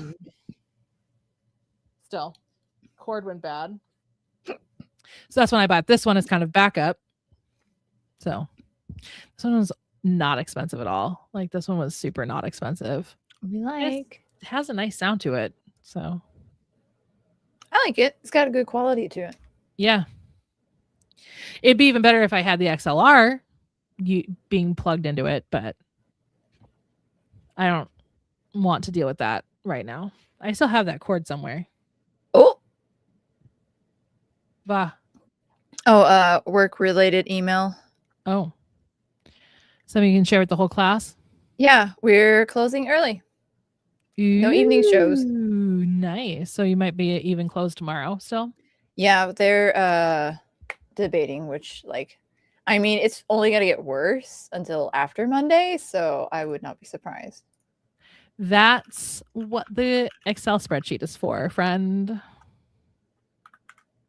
We don't want plot holes.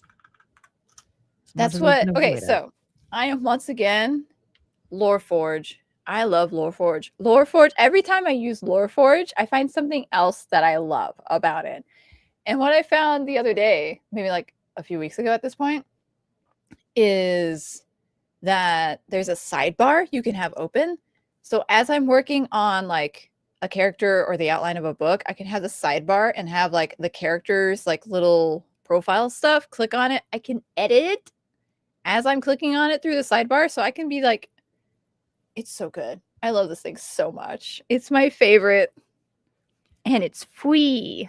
I've used Loreforge. I have a Loreforge thing, but it wasn't, I mean, it would work very well for like my sci-fi stuff. And I'm sure, I mean, yes, you can use it for contemporary romance as well, but I'm like, it's a little much for contemporary romance. It's perfect for like sci-fi, fantasy, stuff like that. If you're like creating a whole world, it's great for that because there's sections for organizations, culture, species, this, that. You can connect stuff. So like your character's profile can have like what organization they're in, where they're from, what species they are. It's yeah, I'm thinking I want to start using, I might take all the stuff that I did, because all I did was I did everything in either Excel, because of course I did, or one day when I have enough of followers for merch, that's going to be one of my merch pieces. Excel, because of course. Excel, because of course. 100%. Of course it is. And then Word, and I was able to do all of my world building and all of that in there, but that just honestly, I will probably transfer everything to Loreforge, because again, please understand, this is not sponsored in any way, shape, or form. No, it's not viewing this damn live stream right now.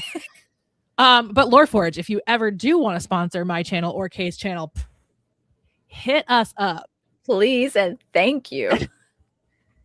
Yeah, because like I tried Obsidian, but I don't know what it is about Obsidian, but it's like so complicated. Obsidian is complicated because I've tried using Obsidian. Because I tried that Obsidian for actually the Unwritten Rule series, because there's so much connection between characters, and I was like, this will be perfect for how they all connect with each other, because every character connects to the others. Like not everybody knew each other necessarily, but they are all connected in some way.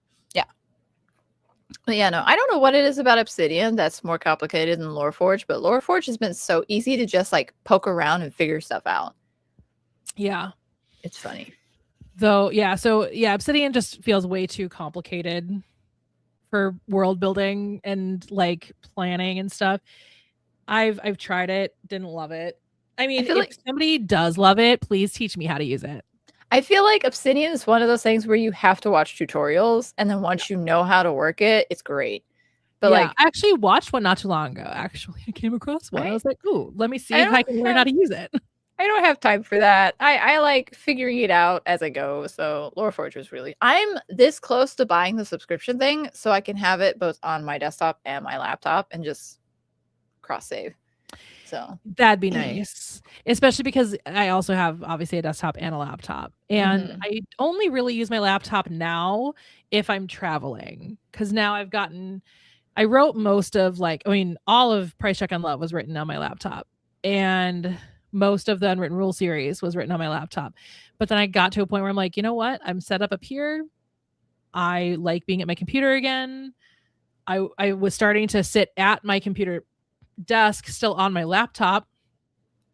And so when I finished, I think it was probably Selling the Lie is the last book I wrote on the laptop. yeah, I do most of my writing stuff on my laptop. I do like planning stuff on the desktop because 3 monitors. I only have 2, so look at you being fancy. I want 4 and I don't need 4. Technically, I have 4.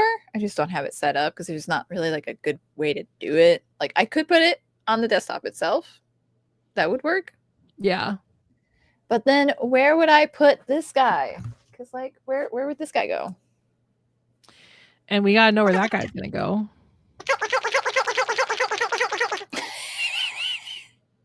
I love this guy. He's great.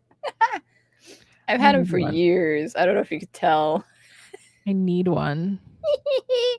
He's so good. He moves his arms Rule too. series because he's holding a guitar. It's great. I love this guy. All about a rock band, man. Wasn't supposed to be originally about a rock band, but guess what? Now it's about a rock band. Anyway. Well, I'm glad that you're already kind of planning on the possibility of when you can probably start in earnest, start a first draft. Yeah, because like, would I love to start it next month? Absolutely. Realistically, no. Right. Realistically, no. Because that's your problem is you kept starting these first drafts going, oh God. And I think that's my problem with The Man from the Stars too, is the fact that there's definitely more world building that I need to do, because then I get to a point where I'm like, I don't even know what I'm going to do here. Right. Because I've not built this part of the world. So yeah, that's again why I like contemporary romance, because I can just jump in and just have some fun. But I mean, if world building is fun for you, have fun. I don't know why, but it just is. Yeah. But yeah, no, because doing those random first drafts was helpful, because sometimes I just need to figure out things that make sense, and it makes sense when I just write the scene out, because it's like, okay, this makes sense because of this. Oh, this doesn't actually make sense. I should not have that. Yeah. So no, that totally makes sense. Totally makes sense. And there's stuff you're not gonna even realize you need in your world building until you face it in the actual drafting of the book. But those are the things that you can, but if you've built your world well enough, those are the things that'll be easier to build on the fly. You know what I mean? Yep. And you're not expected to be Tolkien. You're not expected to create a whole other language that people can literally translate. I would love, because there is magic in it, but that would be so much fun. Like the people who actually made Klingon an actual translatable language, the people who made, or Tolkien who actually created Elvish, hats off. I tried creating a language once. I think if I do create a language, it's going to be very basic. Here's one of our world alphabets. You just use that to decode it, essentially. Yeah. So if I ever create a language, it would be very similar to Norwegian, where it's not there's no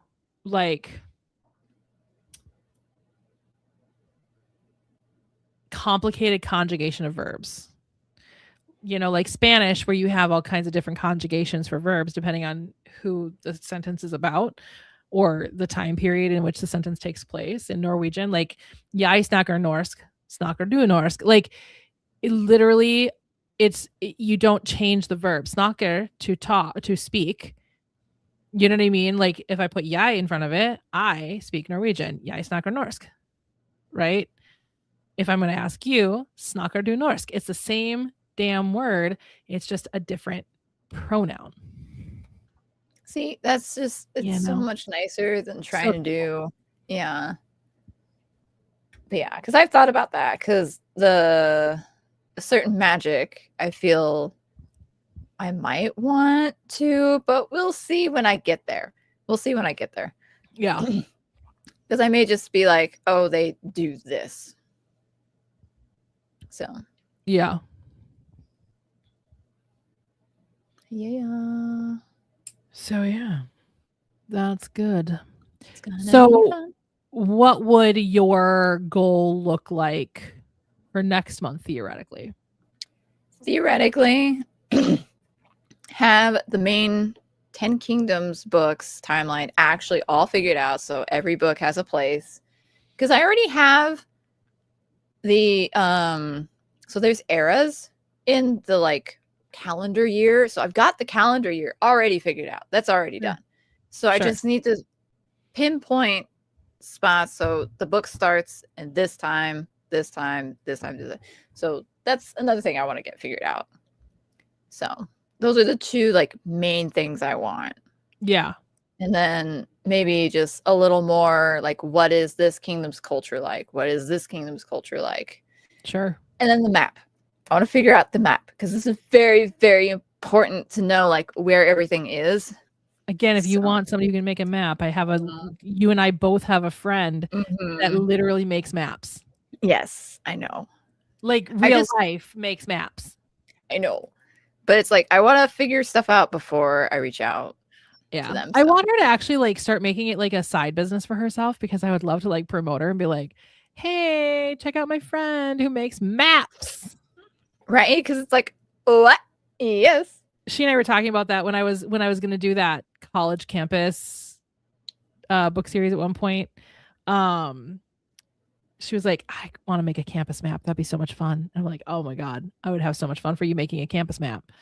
But then I decided to not go that direction, because I decided I wanted to focus more on like, I don't want to say older people, because like I'm 40. I'm not that old. I'm not technically 40 yet. This is the year I turn 40. But you know what I mean? Like I want to focus on people in their 30s and 40s. Like literally Lydia in Between the Vines, she turns 40 at the beginning of the book. And I'm like, that's what I want to focus on, not like not younger kids, definitely not kids, adults. But I'm trying to steer away from like the 20s. Yeah. So, I mean, Price Check on Love and Deepwater, they're both in their late 20s, but mid to late 20s. But those will be the last books that I'll focus on that. Every book after that, they're all in their 30s or like 40.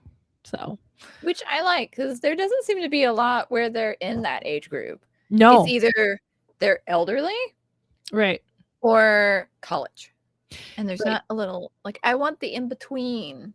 Well, because that's where we are. We're in that in between, and that's what's so funny is like I think it's because people assume that you're either already married or you have no interest in marriage. You know, like, not that marriage is ever like the goal of like a romance book, but because they're assuming like if you fall in love, you want to get married, right? That's the assumption, right? And so I think that's why they're like, oh, well, people in their 30s and 40s have all got their love stories all figured out. They don't need that. Older people either may have lost their loved one and are rebuilding after that. And of course, younger people are just figuring out who they are. And I'm like, dude, I am a single woman at 39. Right. I'm a single person, almost 39. Like, yeah. Right. It's like, I still have a love story to be told. If that ends up happening for me, it might not. Right. Who knows? You never know. Never know. Seems like I guess My first problem is I'm attracted to men, but Boo. no, I'm just kidding, obviously. But every man that I've dated, it's so funny. I am a good luck Chuck because they have found the love of their life while dating me. Literally all three of like the people I would have considered like serious contenders in my life, So weird. all of them found the love of their life while dating me. It's fun. Welcome to my life, y'all. Welcome to my life. It's fine. Mine'll end in barrels of trash. It's great. You've also had only 3 significant Three serious relationships. ones. Yeah. Yeah.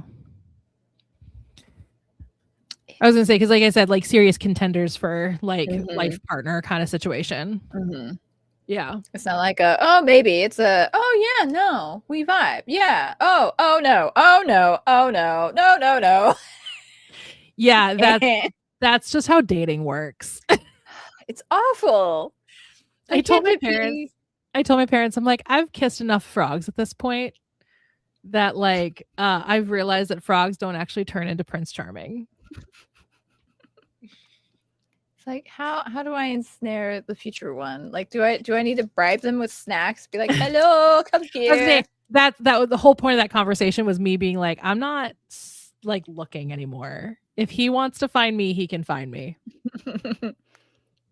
I'm like, done. Like, bribery. I'm done being the one pursuing. I want to be pursued. There's a reason I write "he loves first" almost every single time. You're manifesting it. I'm manifesting a man that will fall desperately in love with me and pursue me and be like, no, I can't live without you, and be like, dude, you need a life if you can't live without me. But okay.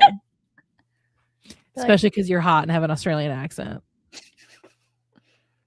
See, manifesting.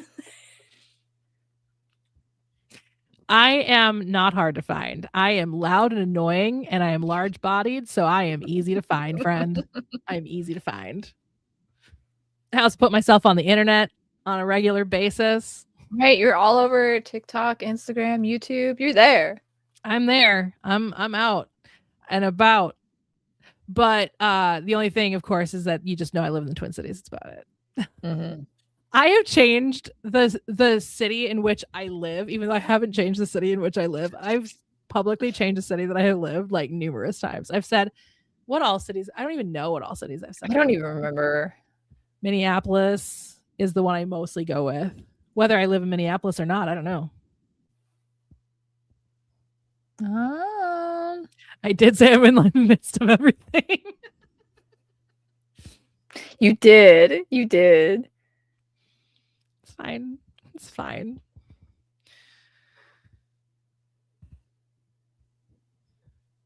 As I say that, as somebody drives by, that very might well be. Anyway, moving on. I just saw a very questionable vehicle drive down the road. Is it the vehicle where you look at it and like... Yeah. I was stuck in traffic beside one of those one time, and I was like, I just want to know. Oh, not that. Oh. No. What's happening here? Oh, I misread. Yeah. I misheard. Oh, okay. I thought you meant the other vehicle that we all make a face at. No, those vehicles ruined my day. Right? It's like, ugh, having a great day, and suddenly you see one of those, and I'm like, ugh, there goes my whole day. Right. There, I think they were just a joke. Well, he's a joke. Mm-hmm. Do you have something to say? Do you have something to say? He has nothing to say. I have something to say. Woof.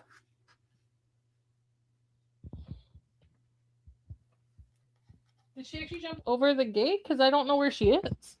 Oh. Usually she's either right here on her cat tree or on my couch over there, and she's neither one of those two places. Maybe she did jump over the gate to get out of here. She's like, you know what? Bye. She does from this side jump over the gate sometimes. Oh. But not from the other side. That's interesting. Well, because from this side she could jump onto the couch and then not have to like hoist herself so high. Ah. I think that's the difference. What do you see out there? When he realized you could see part of the yard that he goes into through this window, when he realized he could see that, he got so excited. Aww. It was so funny because he discovered it when my parents were somewhere. I can't remember where they were, but they were gone for the weekend. And when they got back home, because we were living in this room, but we were still living downstairs at the time. And he got so excited. He kept running up to them and like getting all excited and then trying to get them to he was trying to be Lassie. Follow me. Timmy's in the well. And he would run over here and jump up and then look back and realize nobody was following me. He'd run back over to them, be like, guys. So follow me. Paulo wants you to follow him. And so they come over and he jumps up on the window. He's like, oh my God, look at this. And they're all like, they're both like, what? He's like, I'm like, I think he's trying to show you that you can see the yard from here. And they're like, oh. And then he stopped trying to show them after they came and looked. And they were all, they obviously got excited about it. Like, oh my gosh, that's so cool. He is I need to show you this dog. He'll bring a toy to you. He doesn't want you to touch it. He doesn't want to play with you. He just wants you to see his toy. Because clearly you're going to be jealous of his toy. That is so funny. Jealous of his toy, probably. So jealous. I don't know why he shows his toys, but he does. He'll show his toy. He'll pick up his toy. He'll bring it over to you and he'll be like, look at my toy. And you go, ooh, is that your toy? And he'll just walk away. He's like, yep. And he just walks away. He's like, I just wanted you to see it and acknowledge my toy. He's such a weird dog. He's such a weirdo. But a lovable weirdo. That's true. I was really thinking I could scoot forward again because the sun has gone down quite a bit. But then I scooted forward and it's still pretty offensive. Yeah. I'm honestly surprised I still have my light. Yeah. Luckily, this part of the yard where the sun comes through right here, I mean, it's different. It's pretty wooded. I just am so confusing about where I live. I love it because it's like this, but also this, but also I literally live in a city, but I have a wooded backyard. But I also know where you live, so it's even better. I know where you live, so it's even better for me because I'm like, hee hee ha ha. Yeah, you actually literally know my address. Mm-hmm. But yeah, but we have a very wooded yard, and I'm like, how do I have this wooded of a yard in a city? Anyway, but it's pretty wooded, but because the leaves are all gone, it doesn't get as dark as quickly anymore. But there was one time I was in the backyard with Sari and her spouse, Jonas, and we were in the backyard and it was getting real dark. And Jonas was like, we should probably go. And Sari's like, yeah. So we walk out to the front yard to where the garage is, and it was still so bright. I was like, oh, I didn't realize how light it still was. And Sari's like, yeah, because of trees. And I was like, who needs trees? And Jonas, who's a literal scientist, I mean, they're both literal scientists, but Jonas is like a scientist. They look at me and they're like, everyone? Like, do you want to sustain life on this planet? Do you want us to go into detail about why? Oh, goodness gracious. It's really funny. I miss Sari and Jonas so much. I do. They live in... They don't live in Minnesota anymore, for anybody who's curious about why I miss them so much. Big sad. Yeah, they don't live in Minnesota anymore. Maybe I'll move there. I'd say as I just literally bought a house. Hey, you know what you're supposed to here do for now, huh? You're supposed to buy the house, let it collect money, and then sell it for more than you spent it on. Yeah, I mean, there's definitely something to be said about that. As somebody dating in my late 30s, that is not entirely always true. But again, I have one major flaw. I'll let you guess what that is. Men. Again, I say it in jest, obviously, but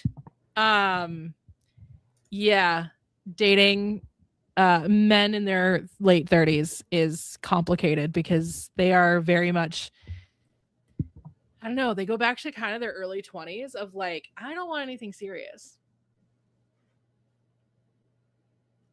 You know, it's really weird. It's like, what do you mean? It's really weird.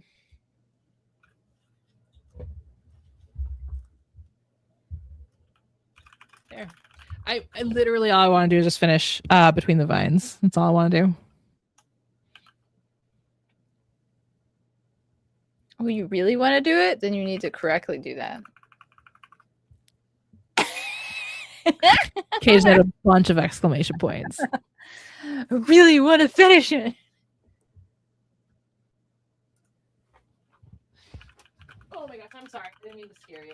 I was just trying to reposition myself, and then that just turned into the chair moving and hitting you. I'm sorry. Oops. You have something to say now? Apollo. Nope. He still doesn't want to say anything. Why not? He's getting a little more vocal, but only when he's angry. He only barks when he's mad. He's like, hey. And it's always like a woof. Woof, woof. So like we'll be like in here, and like one or both of my parents will be in the kitchen, and he can run between, he can get close to the kitchen, but he's gated from getting into the kitchen. And so he'll go to where the kitchen is, and he'll be like trying to get their attention, and they'll ignore him, and then he'll finally go and then he'll give up, and he'll come in here and pout.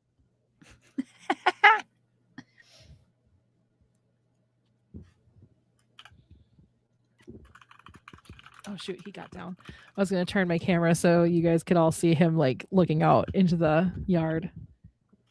And he's very protective of his yard. That's his yard. It's his Nobody yard. else is allowed. Ooh. Should we there.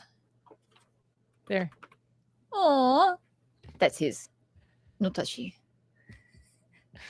He's so interested in it. he protects his yard. He likes to protect his yard. Yes, you're a good dog. You protect the house and the yard. Yeah, you do protect the house and the yard. Anyway, yeah, let's go ahead and do our writing prompt that we're both absolutely going to do.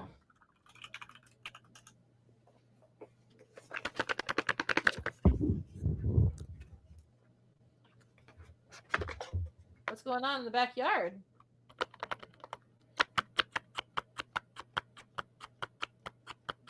All right, ready? Ready. Stop. Right there. That one. That's the one. That's the one. Watch it be something super political or like problematic that we're both like, or because wasn't there one that was like that one time? There was. I don't remember what it was, but it was something that made us both really uncomfortable. So this is historical fiction. Oh God, I think that was what the other one was, wasn't it? So we could say no, but describe an entire afternoon spent with your favorite historical figure. Oh, actually, that's not awful. Kind of interesting. That'd be kind of cool. Mm-hmm. I don't know who my favorite historical figure would be. I was just about to say, I don't think I have one. I mean, because my problem is actually different. I have a lot. You know what I mean? Like Shakespeare would be cool to hang out with for a day, but also probably not. Hitchcock would be really cool to hang out with for a day. But also probably Walt not. Disney would be really cool to hang out with for a day. You know what I mean? Like there are a lot for me. It's hard to decide like which one's best. I don't know. No, he does not bark when he sees delivery people. He thinks that they're just really cool friends, and he runs over to the door, wagging his tail, waiting for them to come inside. And he will stand there for like 10, 20 minutes. Aww. And then he'll finally give up and he'll go somewhere else. He is determined to make every human his best friend. That is his goal. So no, he does not bark at delivery people. He just wants to play with them. He's the sweetest damn dog. Are you just the sweetest damn dog in the world? Are you just the sweetest? Yeah. Do you have something to say now? No? Still nothing? I know. I wish the cold would go away too. Same. Why is there snow outside? Although it might mean no work tomorrow, so I mean, I have no sympathy at this point. When you were going to have like a bigger event, I had some sympathy, mostly for myself, because it was going to affect my work, my job.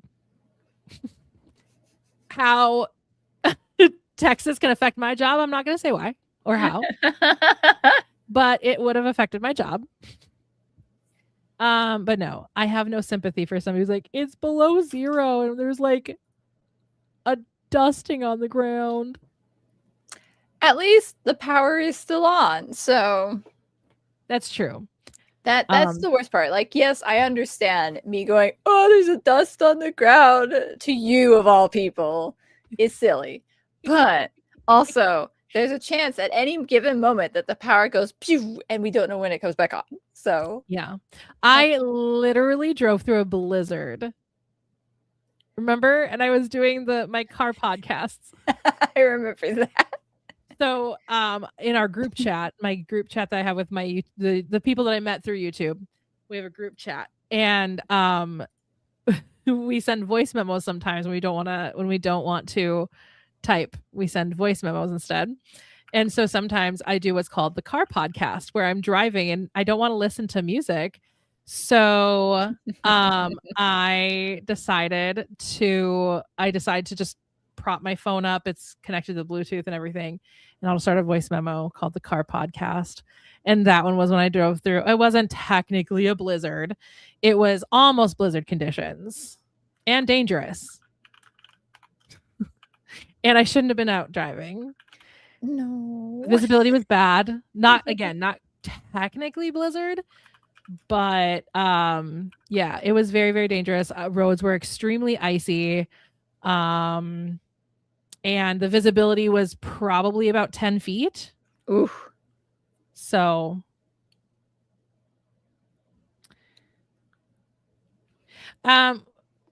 well, blizzards do exist outside of Minnesota. Mm-hmm. But yes, we get a lot of blizzards here, and I tend to stay indoors when I do. Yeah, when Texas sees snow, close everything. When there's a hint of snow, when it's below 0 temps, shut it all down. Well, again, though, to be fair, like we are built in Minnesota, we have the infrastructure for ice storms. We have the infrastructure for snowstorms. We have the infrastructure for full-on blizzards. We have the infrastructure for below 0 temperatures like today, right? We have that infrastructure. So we never run the risk of we do sometimes lose power during those events, but it's very rare and it comes back on pretty quick. So, it is definitely like one of those things that like Texas isn't built for that. Texas doesn't have the infrastructure for that. The houses don't, the grid don't. Right. No. Right. And we're all traumatized from 2021, so it's great. Oh my gosh. I'm still traumatized from 2021, and I still lived in Minnesota, but affected my job. Again, how Texas affects my job, I'll never talk about, but it affected my job. But also, we don't consider half an inch of snow to be a blizzard. We just freak out because we're not prepared for it. And half the drivers who are on the road don't know how to drive because it doesn't just snow. It snows and then it melts and it turns into ice. Right. And it's bad. Yeah, because I mean, a blizzard is a very specific weather condition, and even Texas knows what a blizzard technically is. Yeah, it's at Dairy Queen. You turn it upside down, it doesn't fall out as a cone.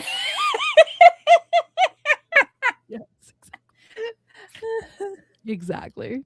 So because it's all about visibility, and the only thing that did not make that one day a blizzard was because it wasn't windy. That was the only thing that it was missing. If it had been even just a slightly bit windy, it would have been blizzard conditions that day. Because I still think it was really funny when I was about to get on the highway and I was like, I'm just gonna get on the highway and go to Costco. Sometimes we make interesting choices. Well, I drove during that weather that was basically a low category hurricane because I thought, I can make it. I prefer Culver's, but okay. I should try Culver's. I think we have a Culver's somewhere. I think so. I think I looked it up one time and I thought that there were some in that area. Mm-hmm. I think there was. Whether it's still here or not, I don't know. Who knows? We have a lot of them here because it's based out of Wisconsin. It makes sense then. And DQ has its corporate headquarters here in the Twin Cities. Amazing. Used to be in Edina, and then they got smart and left Edina because nobody wants to be in Edina. Edina's awful.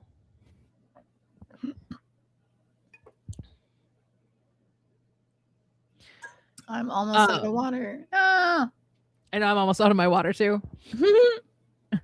So happens when you sit down and talk for a while.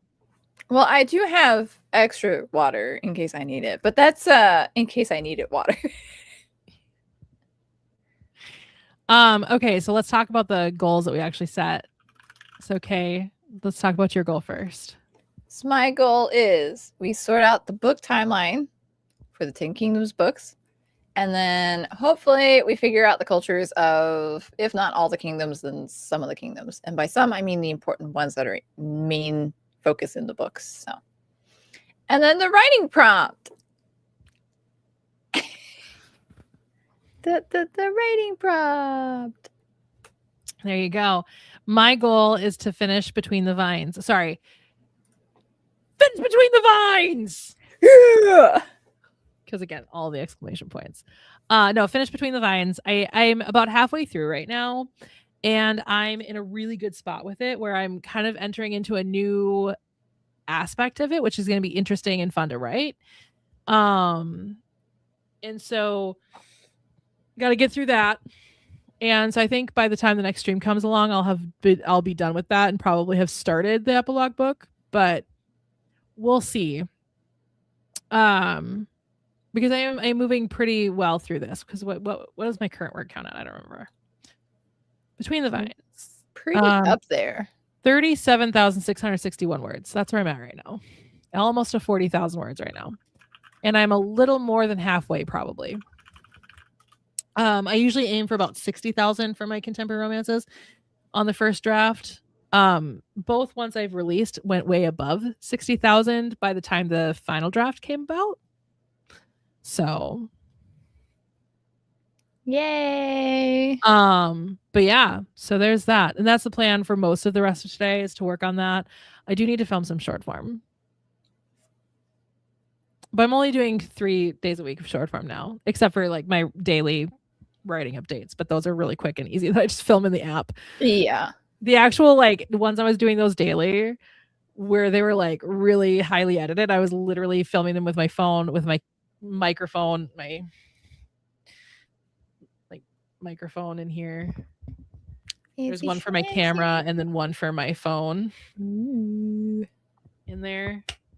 I mean, they can both be connected to either one, but I just have them set up that way. And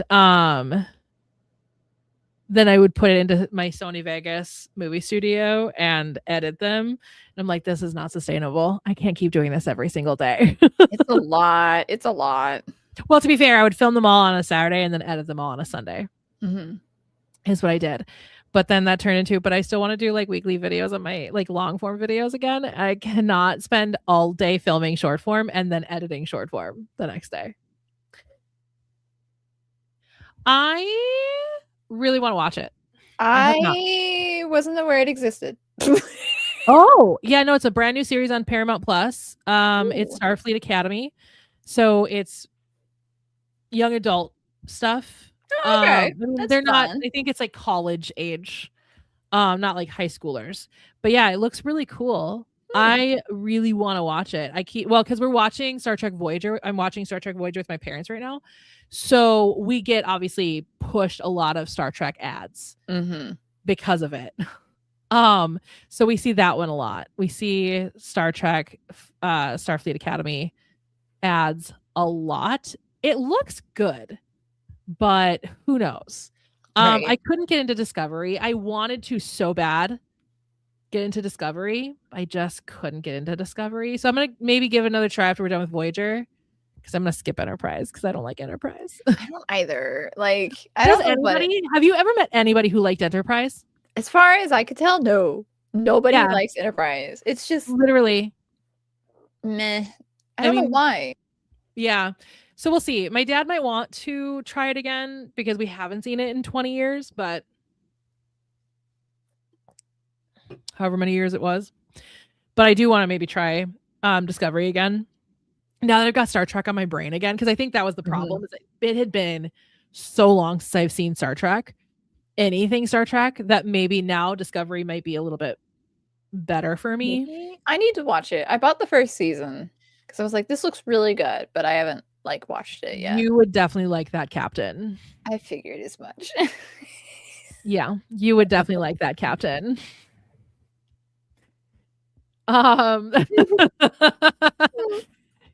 She's like the best parts of Catherine Janeway, but a lot less like a 90s version of a feminist, you know? If that makes sense. Even Mom's picking up on that with Voyager. She's like, why does she still act like she's a dude? It was like, because that's the way women had to act. That was feminism back then. Yay! Be as man as you possibly can. Like, literally, that's why we had shoulder pads. To look more manly. Literally. Like, people don't understand that.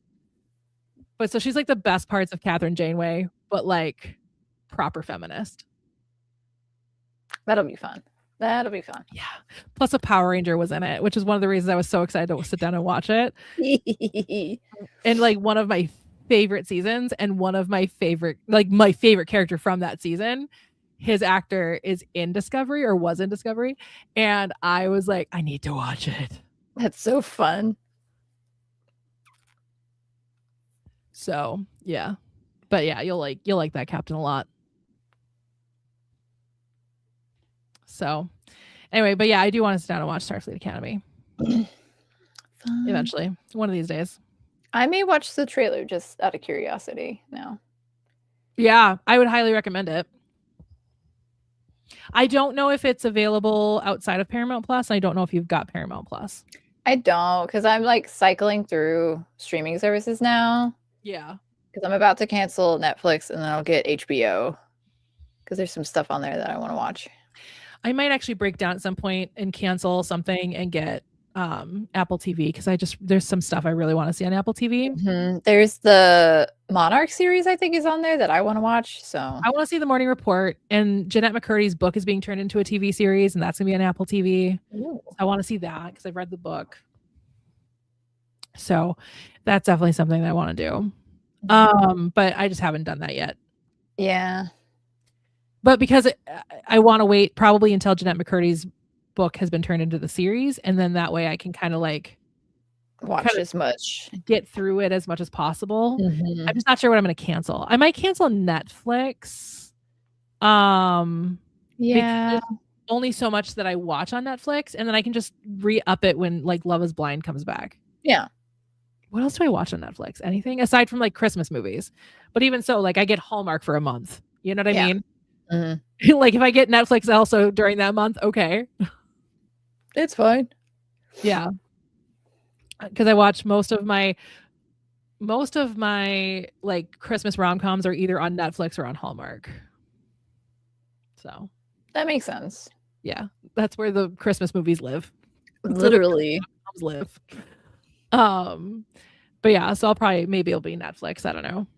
Because I mean, that's the only one that I don't use regularly. That or Peacock. I don't use Peacock super regularly either. Yeah, I canceled mine because I was like not watching it. And then the one show that I was watching, I bought on Blu-ray, so it's like there's no point now. Well, the only show that I actively watch on Peacock is The Traitors, which is happening right now. So that's not going away right now. But anything else is just stuff that I rewatch, like Community, Yeah. The Nanny, you know, things like that I rewatch. But like I really can't tell how often I do that. And there are certain ones I have on DVD. Like I don't need a streaming. Like I have all of Community on DVD. Same. I have all of Psych on DVD. Like, do I need a streaming service? No. It's just convenient. It's a lot more convenient than pulling out my DVDs. Yeah. Because then it's like, oh, I'm already here. Oh, it's already on. Boop, boop, done. Right. And I don't have to get up and change the disc. You know what I mean? On those days where I'm like really marathoning and right. I only watch 5 episodes, I'm like, I have to get up and change a disc. God dang it. Be like, no. I actually don't marathon TV as much as I used to, so I don't think that'll be a problem for me anymore. The only show that I marathon is Bluey. I have been marathoning The Good Place. But those episodes are so short. They are, and it's just easier to marathon something that's like the 30-minute or less. Fun, yeah, one of those like just fun, mindless shows that you just enjoy. Yep. School Spirits, I was doing really well when I was rewatching that for a while of just watching 1 episode a day. Oh my, still have 4 days. I was trying to finish School Spirits a lot closer to when season 3 comes out. That was the goal. I finished it last weekend. I still have 4 days. I hate this. It's like my year-long intermission with Wicked. My goodness, everybody's texting me.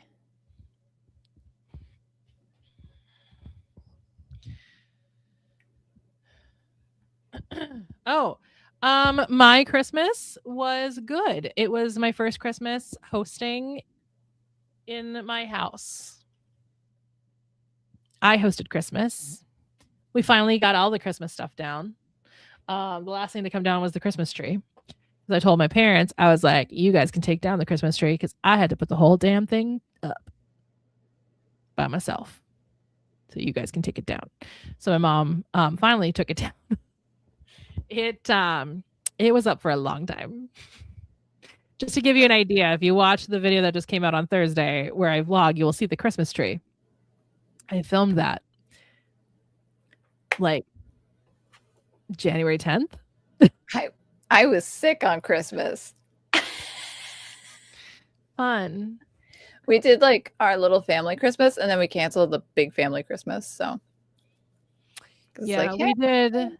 Well, we celebrate Christmas Eve because we're Norwegian. And it's a Norwegian thing to celebrate Christmas Eve. I don't know if that's why my parents actually do it, but I just know that's Norwegian culture. And so we celebrate Christmas Eve. And so Christmas Day is literally we get up, we do Santa gifts, and then, or like most people call it stocking gifts, I guess, but we still call it like Santa gifts. And then we have a big breakfast together, and then we just go about our days.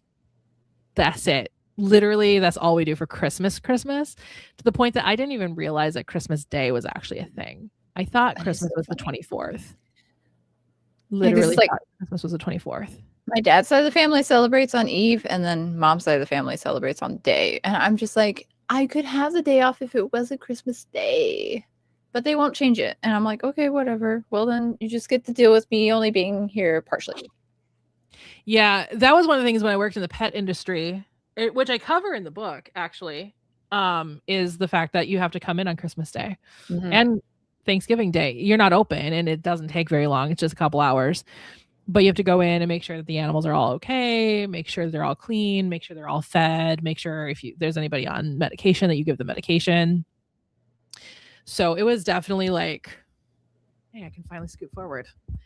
The sun is no longer being offensive. But, so I had to do that a couple of Christmases when I worked in the pet industry. Had to go in on Christmas Day, but it worked out because I'm a morning person. So I went right away, like 7:00 in the morning, got everything taken care of, came home in time for the big Christmas breakfast. Fun. No sleeping in on Christmas Eve or Christmas Day. It's fine. Sleeping in. I slept in today. Guess what time I woke up? 7:00. That is like sleeping the day away. Oh, no. Oh, sorry, no. 6:00. It was a little after 5:30. Oh my! And that's my brain waking up naturally. It's so funny. It's like you're like, oh yeah, I slept in, and it's you waking up at 5:30. Meanwhile, oh yeah, I slept in. I woke up at 1 in the afternoon. Oh man, I couldn't be me. I don't think I have ever slept that late. I think the latest I have ever slept was till 10. I think that's the latest I have ever slept. Usually mine is around 11:30 noon is my sleep-in time. So no, sleeping in for me is sleeping until like 6. That's so funny. That's sleeping in for me. So funny. But also, you go to bed when? Last night I went to bed like 10. So late. Jeez. I know. It was real late for me. It was real late. Meanwhile, if I'm lucky, I go to bed at 1 in the morning. It's so funny. That's insane. I love when I get up in the morning and either you and or Matthew are both still awake. We're just chatting away in the chat. It's so funny. 4:30 in the morning. At least for Matthew, it's 3:30. Yeah, no, it's straight up 4:30 in the morning. It's usually the nights that I cannot sleep. Yeah. Like you've already attempted to and you just can't fall asleep. Yeah. Mm-hmm. Like I'm attempting. It's like, okay. Oh, hey, Matthew's up. Chip, chip, chip, chip, chip. And then I'll wake up and be like, what is happening right now? We're like, good morning. There was one time that I was like off and Matthew was having trouble sleeping, I think it was. And I woke up like at like 5:30, 6:00, something like that. And he had spent like a while going, Britt, I know you're awake. Britt, I know you're awake now. Britt, it's your wake up time. God damn it. I was like, I'm sorry, I have today off. I did not set my alarm, so I woke up at 5:30 instead of 4:30. So funny. It's so funny. Oh man, I like it. All right, let's see. Oh, maybe I should introduce everybody to our other new icon. It's time for the best person of the stream. No, first we have to introduce everybody to. Oh, yes. My cursed trophy, who is mine again this year. I love it. This is my cursed trophy. He is mine. I am, in fact, the MVP. You the MVP. This is from my fantasy football league. And this is my cursed trophy. Though I probably won't actually hold on to him. I'm probably going to give him the guy who won him last year because I actually ended up holding on to him from when I won 2 years ago. And I won again this year. So. It's so funny. I'd like to thank the Academy. Hold on. I need to pull up my. Hold on. Let me do this right. Because you know what? There are people to thank. Do it proper. See? There are people to thank. So we're pulling it up. Ooh, okay. Let's go. Oh, shoot. Our league disappeared. Dang it. Okay. No. Okay. I would like to thank my quarterback and my backup quarterback. I would like to thank the Broncos defense. Because I do know that they were my defense. I would also like to thank the Eagles defense for backing up my Broncos defense on their bye week. I would also like to thank my 3 running backs and my 2 wide receivers, and definitely my couple tight ends, because they have a couple tight ends, and my kicker, who did nothing for me. Thank you, everyone, for giving me this cursed trophy again. I love it. Okay.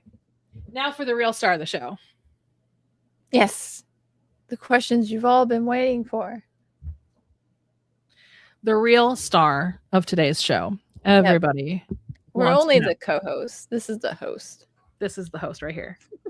Okay. Let's see. Will I finish Between the Vines before the next stream? Doesn't look clear yet. We're starting off strong. Yeah. Will Price Check on Love sell well now that it's out? Definitely no.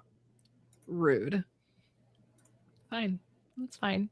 Will Between the Vines be the next book I release? Doesn't look clear yet. Why are you not wanting to tell me things about Between the Vines? That's rude. What? Do you hate Between the Vines? Yes. You know what? I'm not writing it for you. But do you hate me more? I have no idea. Yeah, sure, okay. Do you hate Kay? Definitely yes. There we go. There we go. Do you like Between the Vines more than Kay? Yes. Okay. This makes sense. Yes. Do you hate This- me? Doesn't look clear yet. Okay. Do you at least like me a little bit? I have no idea.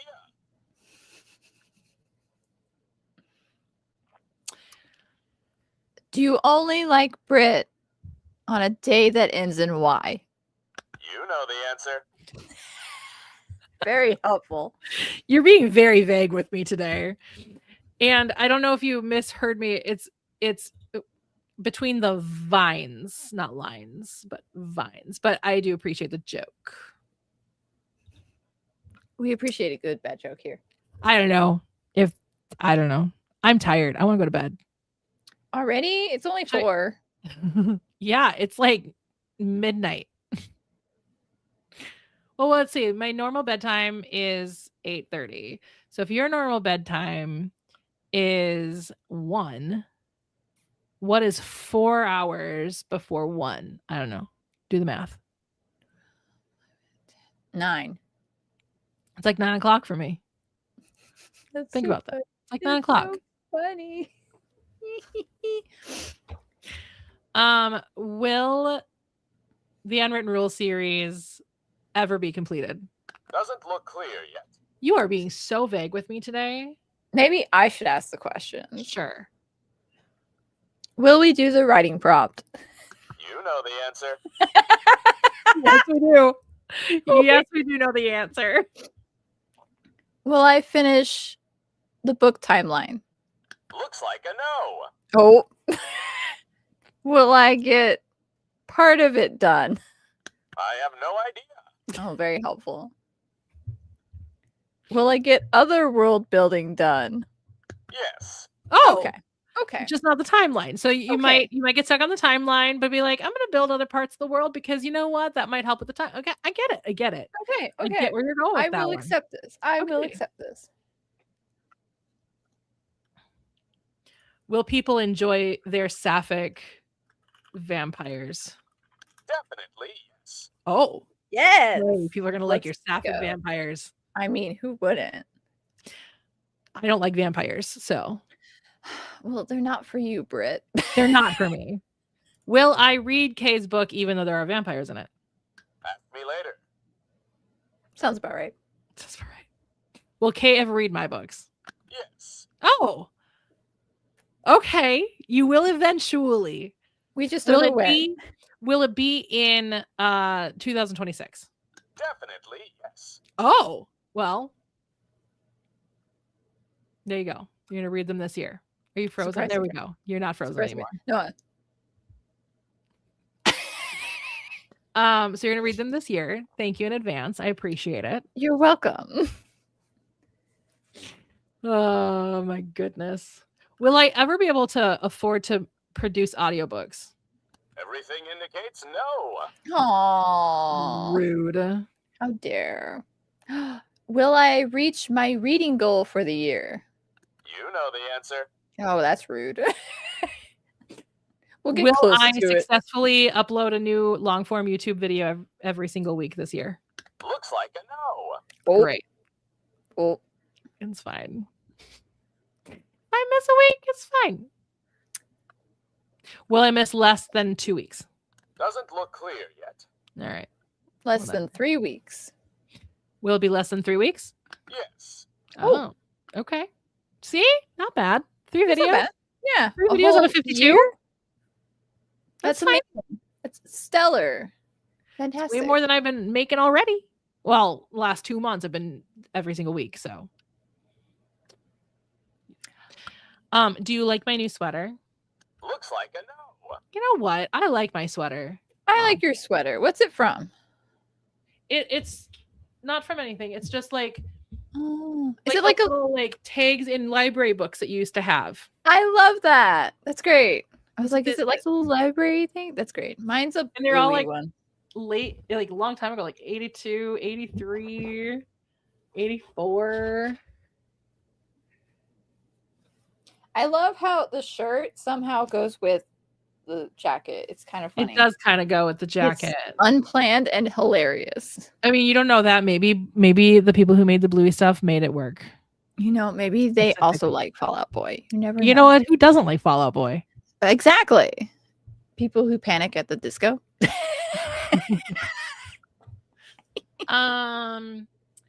Let me think. Will I like Abby Jimenez's new book that comes out this year? Definitely yes. Oh, good. Will the Patriots win the Super Bowl? God, I hope not, because that means they kicked out the. But I haven't even looked. You know the answer. I hate that. No. Boo. I'm done. Just kidding. The Patriots, the Pats winning the Super Bowl means they kicked the Broncos out. So no, I don't want the Pats to win the Super Bowl because I want the Broncos to be at the Super Bowl. So then we ask, will the Broncos win the Super Bowl? Will the Broncos at least make it to the Super Bowl without Bo Nix? Doesn't look clear. Yeah, because they don't have Bo Nix. Ah. You cry.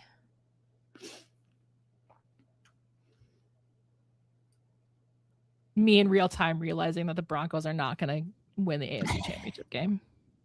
I mean, you know, they got pretty far. Maybe next. the There's AFC always next year.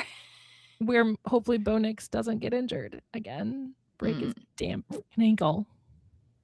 They need to stop injuring themselves.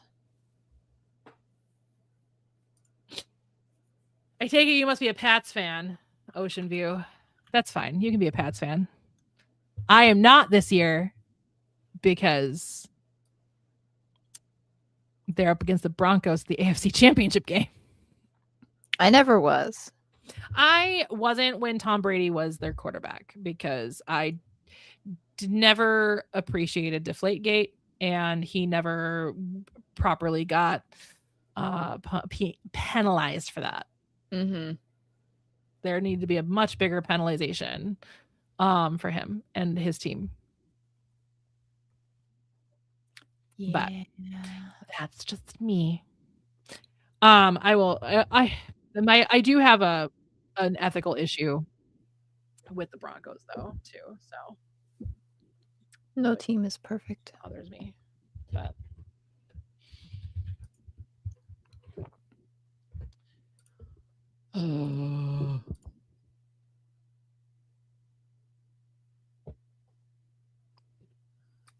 yeah. Anyway, way to bum me out.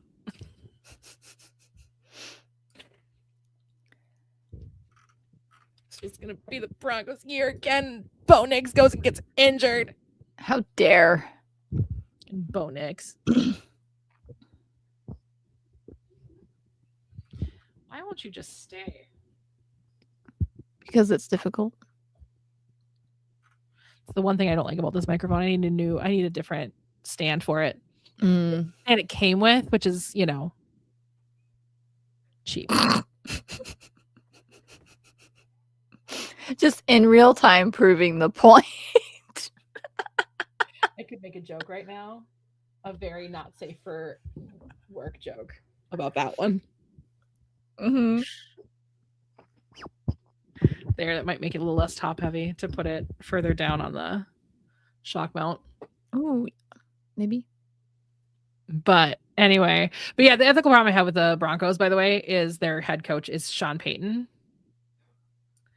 who was the head coach of the New Orleans Saints during Bountygate. Ooh. Which of course affected the Vikings tremendously, because that was how they got caught, was what they did with the with Brett Favre back in the day. Fun. It's still so weird having grown up like I hate Packers fan, like Vikings fan kind of person, to be like Brett Favre was on the Vikings at one point. That's just a weird thought. It's so weird. It's such a weird thought. Like, what do you mean? No. I mean, depending on the store, but yeah, probably. I will hopefully be at a Super Bowl party that day, which will be fun. We canceled it last year, which is why I still have the trophy, because we never had our Super Bowl party last year, and then I just never got with the winner after that. So, but he'll be at the Super Bowl party if we have one, and then I'll give it to him and be like, you can hold on to it this year because I held on to it your whole year. Here you go, bud. Anyway, all I know is the Vikings sucked. That's all. R.I.P. They didn't even make it to playoffs in any way, shape, or form.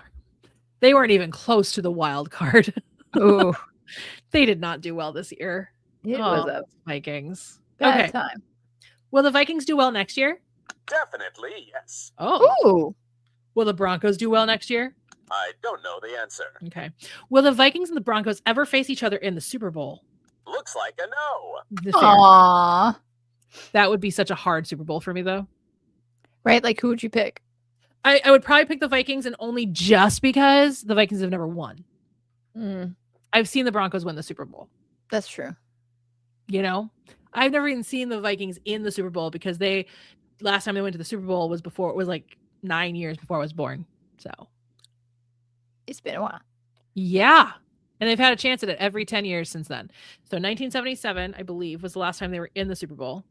Then 1987, they got to the NFC Championship game. 1998, they got to the NFC Championship game. Gary Anderson broke our hearts. And then 2009 was Bountygate, where Brett Favre was nearly murdered on the field against the New Orleans Saints at the NFC Championship game. And then 2018 was the last time they were at the NFC Championship game. Literally, like every 10 years. That is so wild. Isn't that crazy? That is so crazy. Like, we're almost there again, though, because now it's 2016 or 2026. So next year, will the Vikings be at the NFC Championship game next year? Yes. You heard here first. Will they go to the Super Bowl? You know the answer. Okay, yeah, so no. What about the Texans? Will the Texans ever get to the Super Bowl? Ask me later. Will the Texans at least do well next year? I don't know the answer. Do you just not like the Texans? You know the answer. Do you just not like Texas?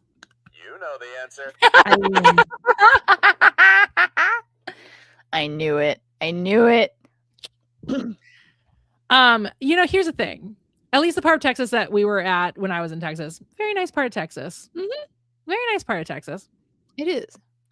Especially being that it was spring. I left Minnesota, which was still very dead, and went to a state that was not very dead, It was very nice. I liked it. It felt like a Minnesota summer, except for it wasn't as hot as a Minnesota summer and humid as a Minnesota summer. yeah. It very much looked like a Minnesota summer. Could appreciate it. I am still offended by how many state flags. Mind you, not even small. No, Massive state flags. My favorite thing is Everywhere. that they all seem to be by a dealership. Yeah. Dealership flags. It's so funny to me. Like, why are we doing this? I mean, well, recently we've been seeing a lot more Minnesota flags because there is a war between the two factions of politics in Minnesota because we recently changed our flag. Mm-hmm. And the conservatives are pissed about it and the liberals are happy about it. And so I've been seeing a lot more Minnesota, both versions of the Minnesota flag. It's so funny. Because the conservatives went out and bought the Minnesota flag like crazy when they were changing it out so they could buy the old one. And now they're just flying them everywhere. And then the liberals were like, I'm just going to fly the Minnesota flag too. It's so I've been seeing the Minnesota flag a lot.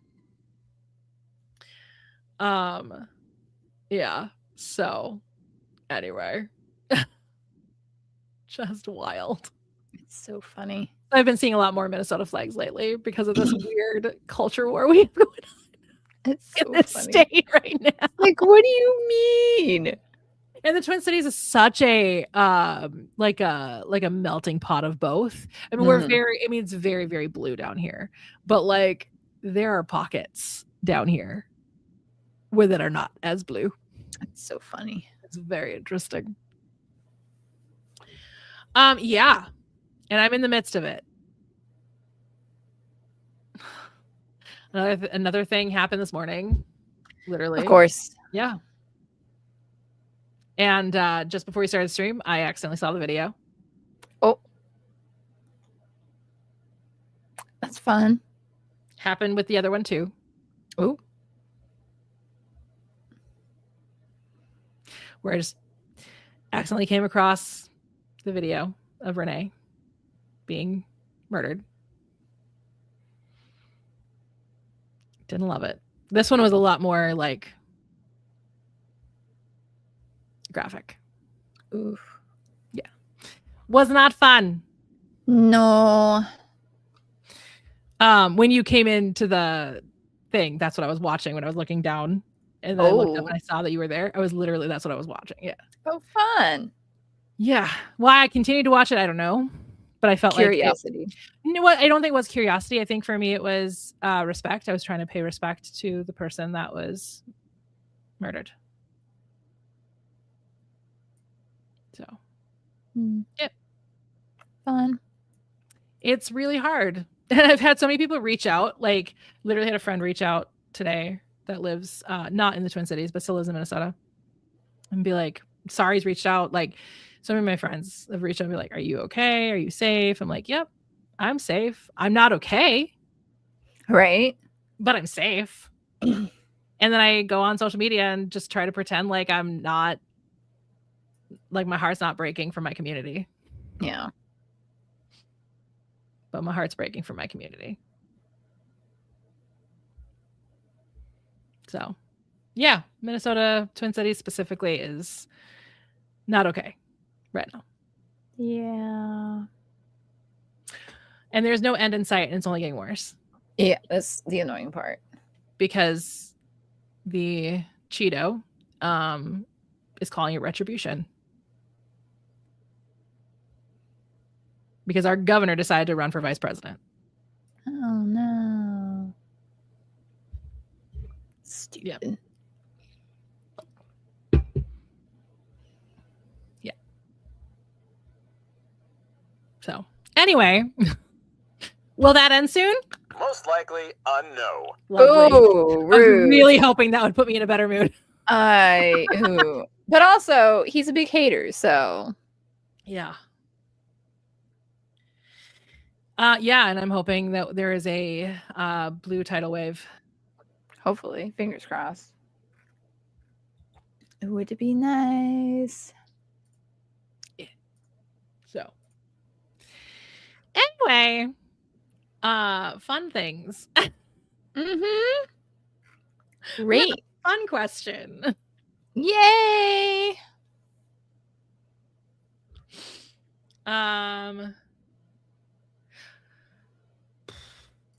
Will I ever have my bob properly set up?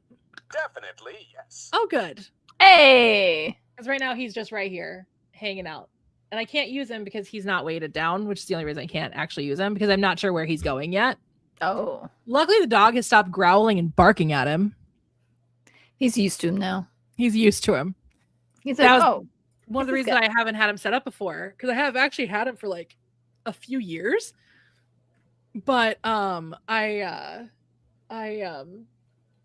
had him in storage because we set him up. And we were trying to figure out where he was going to be downstairs, and the dog freaked out. And I was like, I guess I'll wait till he's a bit older.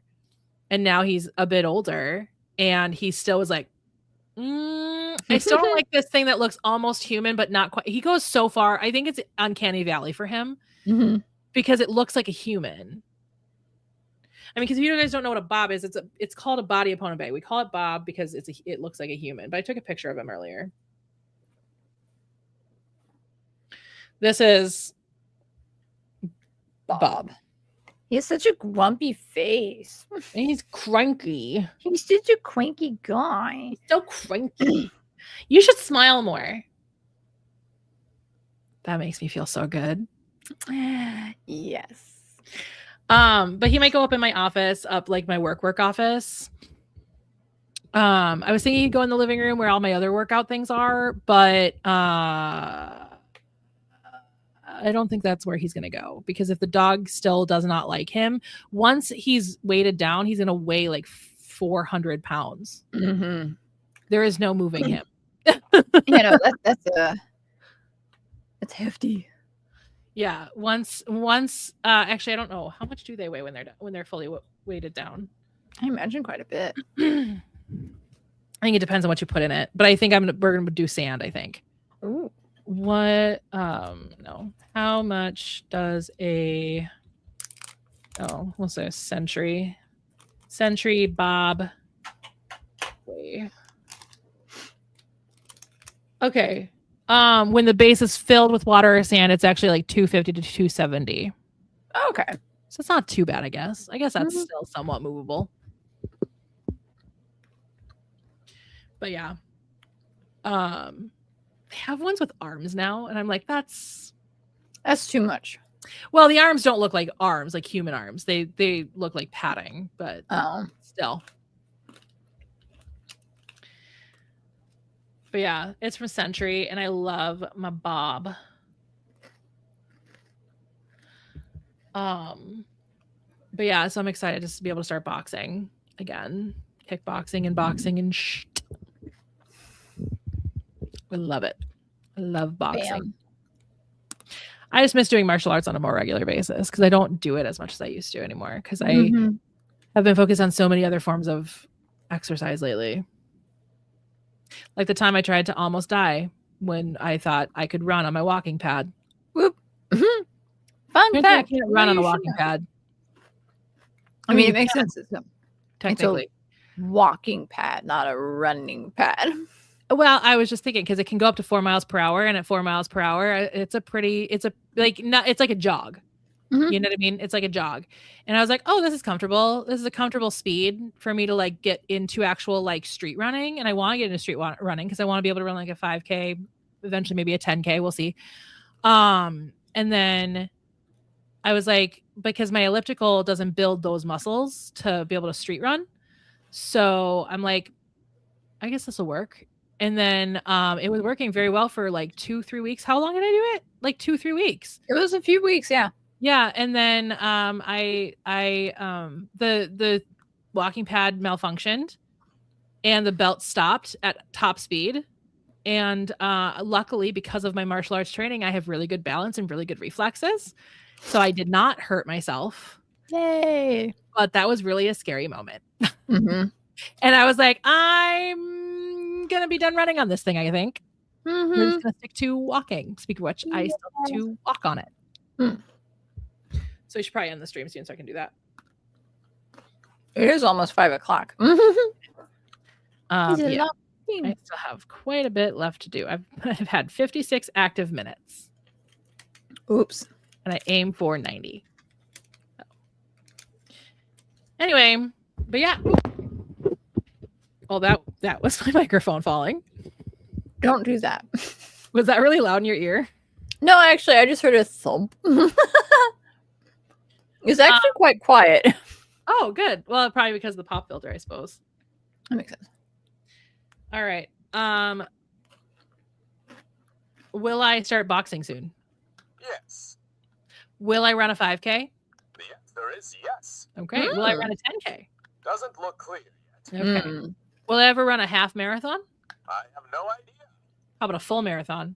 Everything indicates no. Okay. That's fair. So does that mean an ultra marathon is out of the question too? Yes. Okay. It's like, what do you think? Why are you asking that question when I said you're not going to run a full marathon? What makes you think you're going to run an ultra marathon? You goober. No. So no Moab 250 for me, I guess. Guess how many miles a Moab 250 is?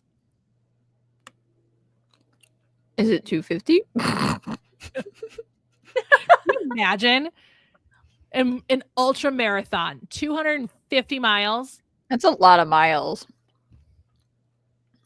I think that's about how much I want to bike. Wait. Hold on. That's so many miles.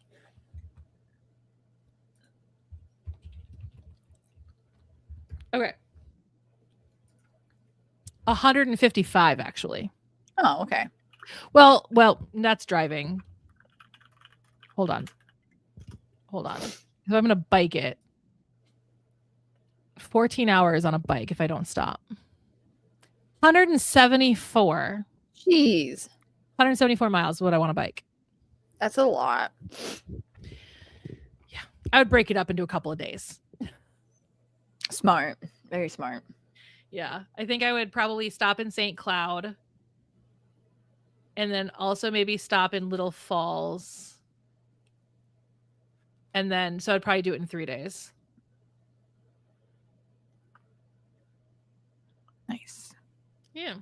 If you guys don't know, I want to bike from the Mall of America, which is like the closest like iconic thing to where I live, like people would know about. I mean, there's lots of iconic things in Minneapolis, but whatever.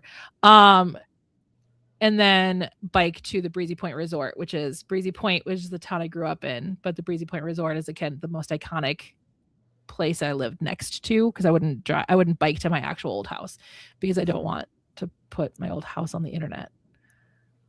Because I don't want like people to know what house I used to live in for the same people who currently live there. But the Breezy Point Resort, y'all can visit that. It's very cool. I like the Breezy Point Resort. Ooh. But yeah, so I would.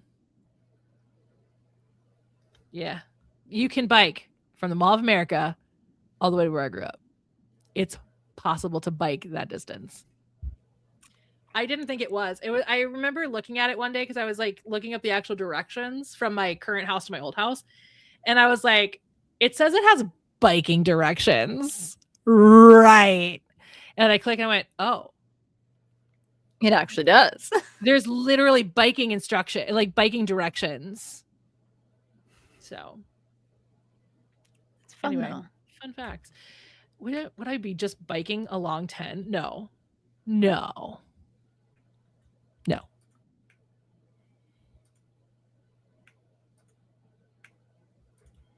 Through St. Cloud. Yeah. Oh, no, sorry. Through Little Falls. That's Little Falls. What am I talking about? Am I literally just biking on 10? No. I'm on the other side of the Mississippi River than 10. How many times you cross the Mississippi River? Let's go. Oh my goodness. Okay, here we go. So bike along the Mississippi River here. Not crossing it yet. Basically, you're following the Mississippi River all the way up. Huh. That's basically what's happening. Interesting. Like literally just following. Oh my God. It's literally just parallel to the Mississippi River. The entire way. So funny. Okay, I'm all the way to St. Cloud. I haven't crossed the Mississippi yet. Oh, cross the Mississippi in St. Cloud. Oh, is that the DeSoto? Yeah.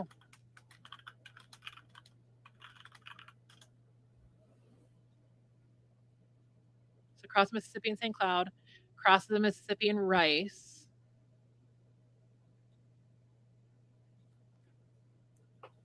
Cross Mississippi in Little Falls. Whoa, that's a big deviation from the Mississippi River. That's wild. Okay. Oh, because you have to go around Fort Ripley. That's why. And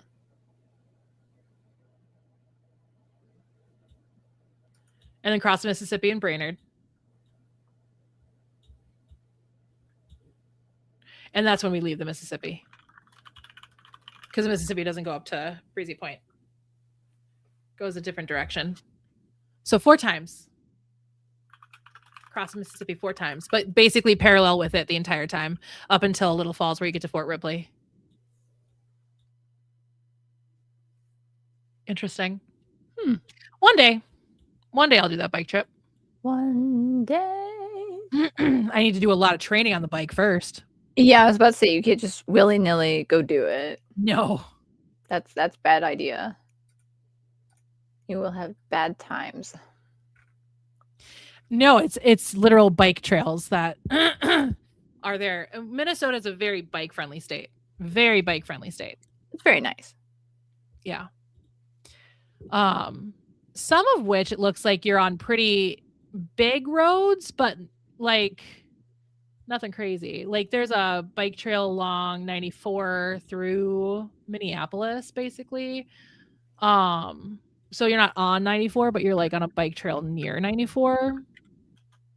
But like here, when you get to St. Cloud, it's still not 10, but what is that? Downtown St. Cloud. I'm trying to figure out what road that actually is. Oh, 6th. Okay. Yeah.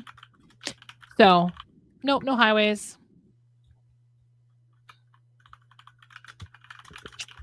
Anyway, will I ever complete that biking trip? Looks like a no. Really? Aww. Well, you complete half of the biking trip. Definitely yes. Oh. So I'll get to St. Cloud?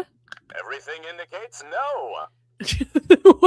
what do you consider halfway? I mean, even technically, St. Cloud isn't technically even halfway. Halfway is like the middle of freaking nowhere. Everything indicates yes. So I'm right. So I won't get to St. Cloud, but I'll get further than St. Cloud? Yes. Will I have to deviate away from St. Cloud? Is that maybe what you're saying? Ask me later. Oh, okay. We'll have to deviate around from St. Cloud. It's later. You make no sense. I didn't even hear what he said. He said no. So I won't deviate from St. Cloud, but I won't get to St. Cloud, but I will get further than St. Cloud. Is that correct? You know the answer. So helpful. Do you just briefly go through it? Definitely no. Oh, what? St. Cloud both exists and doesn't exist. Does St. Cloud exist? You know the answer. Okay. I mean St. Cloud, Minnesota, not St. Cloud, Florida. Looks like a no. I don't understand. I don't Whatever. understand either. You know what? He just lives in his own little world. Do you live in your own little world? I have no idea. He doesn't want to admit it. All right. Do you want to control my life for a day? Yes. He's very enthusiastic about that one. Yeah. I'm still thinking about doing that one because wouldn't that be hilarious? Be like, should I have eggs for breakfast? I don't know the answer. That would be really fun. I had had eggs some for fun. breakfast. I actually had breakfast. I did too. My dad decided to make waffles and sausage and eggs for both of us this morning, which was very nice. Yummy. Yes, it was very nice to not have to worry about breakfast after my workout. Ugh. I need to go grocery shopping. Do I need to go grocery shopping? Definitely, yes. Oh. I already did that. I did not, because I usually don't do it until Sundays now. I don't know. Usually I try to, because I love ice dancing, but that's really the only thing that I like obsessively watch is ice dancing, and that's usually in the middle of the night. So I'd have to watch it. I can't watch it live usually. I never get to it, so probably not. I'll end up watching like clips of it. Yeah, I'll watch a lot of clips. Like I said, I love ice dancing, so I'll watch ice dancing as much as I can because I love ice dancing. I wanted to be a figure skater when I was a kid. At one point, I wanted to be a figure skater. My sister broke her arm while she was ice skating one time, and you'd think that would deter me from ever wanting to ice skate ever again. No, but what I did decide to tell people was that she was doing triple axels with Nancy Kerrigan.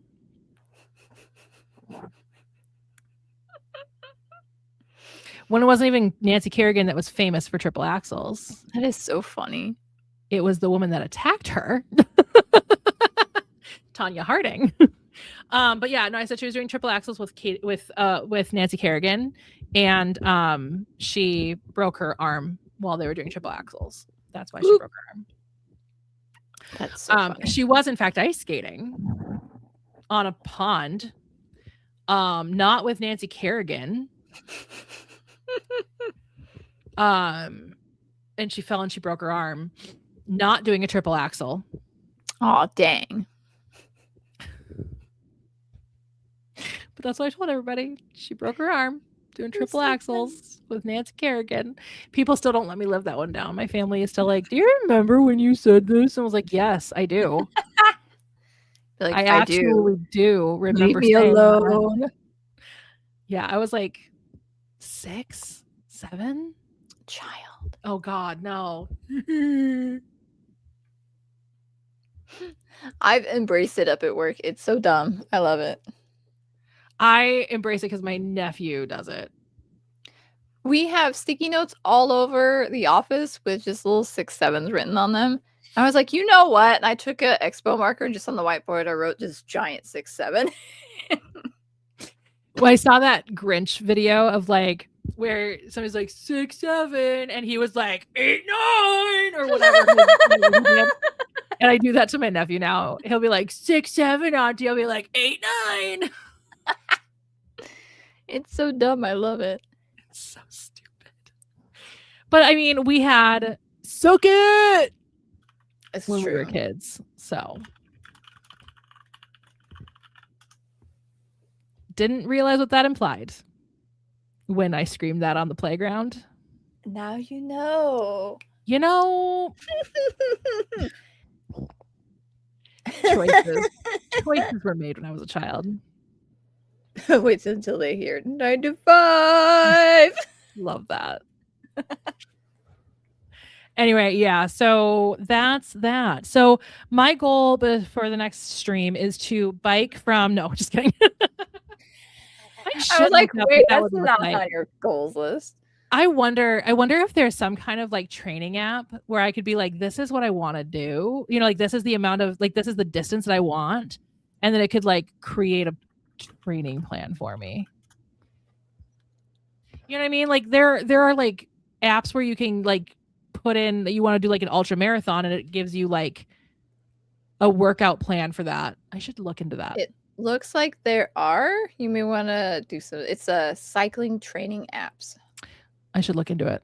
See if I can find something, because I would like to start actually that training, because that's the one nice thing about having my elliptical is the muscles that it builds is the same muscles that you have for biking. So I do that every single morning for 30 minutes. So Not me going, I already am on my elliptical 30 minutes every single morning. I think I can handle 177 miles on my bike. Yeah, sure. You have fun with that. Tell me Not what I was once you saying reach- at all. I'm just saying I'm building those muscles already. So training will come a little bit easier when I actually get on a bike again. To tell me the tears that are in your eyes once you hit that 5 mile. I don't even get out of like the parking lot of the Mall of America. And I'm like, I'm done. Actually, no. Actually, I think I'm good. Thanks. You know what? Not today. The Magic 8 Ball said not today. Should I try to bike to Breezy Point Resort today? Oh God. What do you say it cut off? Everything points to yes. See, he wants you to die. I'm going to log off and start biking in sub-zero temperatures.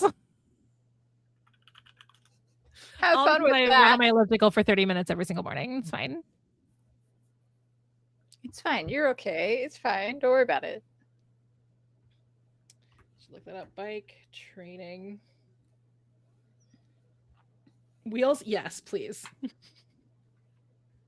Bike training wheels. Thank you. Yay! Bike training wheels. Now you can know how to ride a bike. Oh, Strava does it. I think I have Strava actually. Oh, there you go. Interesting. The world's #1 fitness app, Strava. Join for free. No.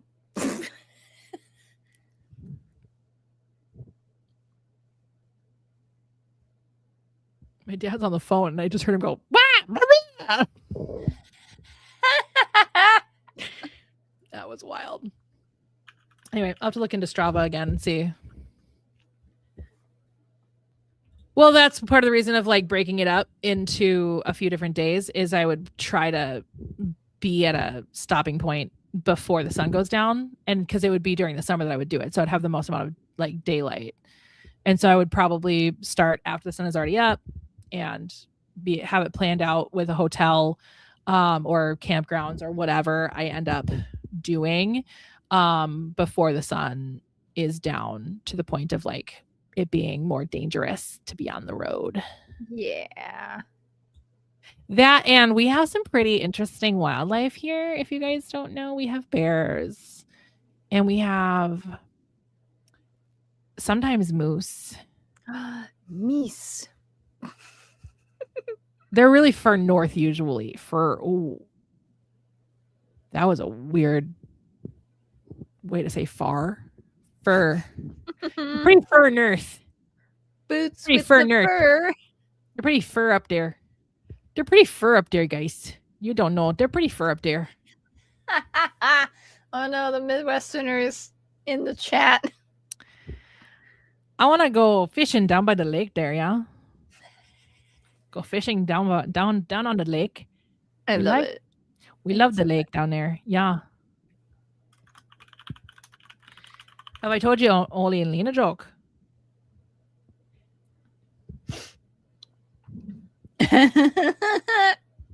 Yes, they're docile creatures. Sure. Yeah, but we have also like we've had some bobcats, we've had some cougars.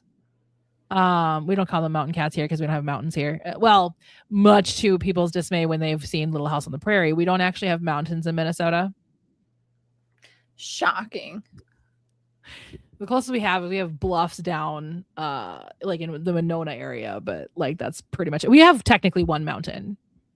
Technically. But that is up in the panhandle of Minnesota. Like that's like practically Canada. I mean, all of Minnesota is practically Canada, but You might as well just do you know how many people in Minnesota have petitioned Canada to buy Minnesota? So many, I'm sure. Like, please. And now also like Iceland and Denmark are both joking that they're gonna just take Minnesota because we're just filled with Scandinavians. It's so funny. They're like, you know what? That one. We want that one. There's just a bunch of Scandinavians here. And so there's two Scandinavian countries. They're like, we'll just take Minnesota then. If you're gonna take Greenland, we'll just take Minnesota. We'll do a little tradesies. What's the kitty need, puppy? The cat started meowing, and he gets really upset when she starts to meow. He's like, "Did you hear her? She needs you." Yeah. So, I wouldn't want to be out in the middle of the night on a bike. Yeah, no. I'd rather be in a bed. And I would have like a partner that would go with me, whether it be a friend or a romantic partner. And then I would also have people driving as well that would kind of, in a way, be pacing the trip, just to make sure that if anything does happen, that there's somebody within like an hour's drive, not even, to ensure that like Everything's okay. everything's safe and everybody's safe and stuff. Yeah. No, I've already like literally as soon as I found out this was a thing, I started planning like the safety aspect of it. Cause that's far more important than the actual training. Yeah. Cause like if I at least plan the safety part of it, even if it never happens, at least I know that I would have been safe about it. But think about doing all the training and not thinking about the safety of it and then doing it and then being in the middle of freaking nowhere, Minnesota, and then falling and being 2 hours away from somebody, whether it be up in the Brainerd Lakes area where I'm from or in the Twin Cities where I live. Like I could be 2 hours away from anybody that I know at some point on that trip. So safety first. Anyway, all right. So should we end the stream? Yes, we should. Okay. So as a reminder, Kay's goal, sort out the book timeline of the 10 Kingdom series and cultures of some kingdoms and do the writing prompt. My goal is finish between the vines and do the writing prompt. Again, will I? I don't know. We'll see. Well, we'll see. And then our next stream will be February 21st, 2026, barring any unforeseen circumstances, at 2 p.m. Central Time. That's a Saturday. So be there or be square pants. And cheat on your spouse with Ariana Grande. Sorry, I don't know why that just popped into my head. Oh, see, I put much more blame on Ethan Slater than I do Ariana Grande for that. Britt, I don't even have a spouse. How am I supposed to do the thing? I don't know. Like, hey, you, spouse. Okay, now bye. But yeah, safety first is always the best way to go. Safety first. In all aspects of life, especially when you're cheating on your spouse with Ariana Grande. Safety first. He's safe. If Ariana Grande ever came across this post, this is my public apology to Ariana Grande. Not Ethan Slater. Okay. Because we don't hate the women on this channel. I mean, some more than others don't hate the women.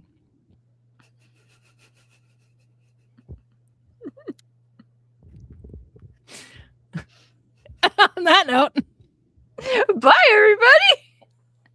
All right, so join us February 21st, 2026, 2 p.m. Central Time. What? She's going out with that SpongeBob? Yeah. Well, the guy who played on Broadway played. I was about to give it away. Played Bach in the movie.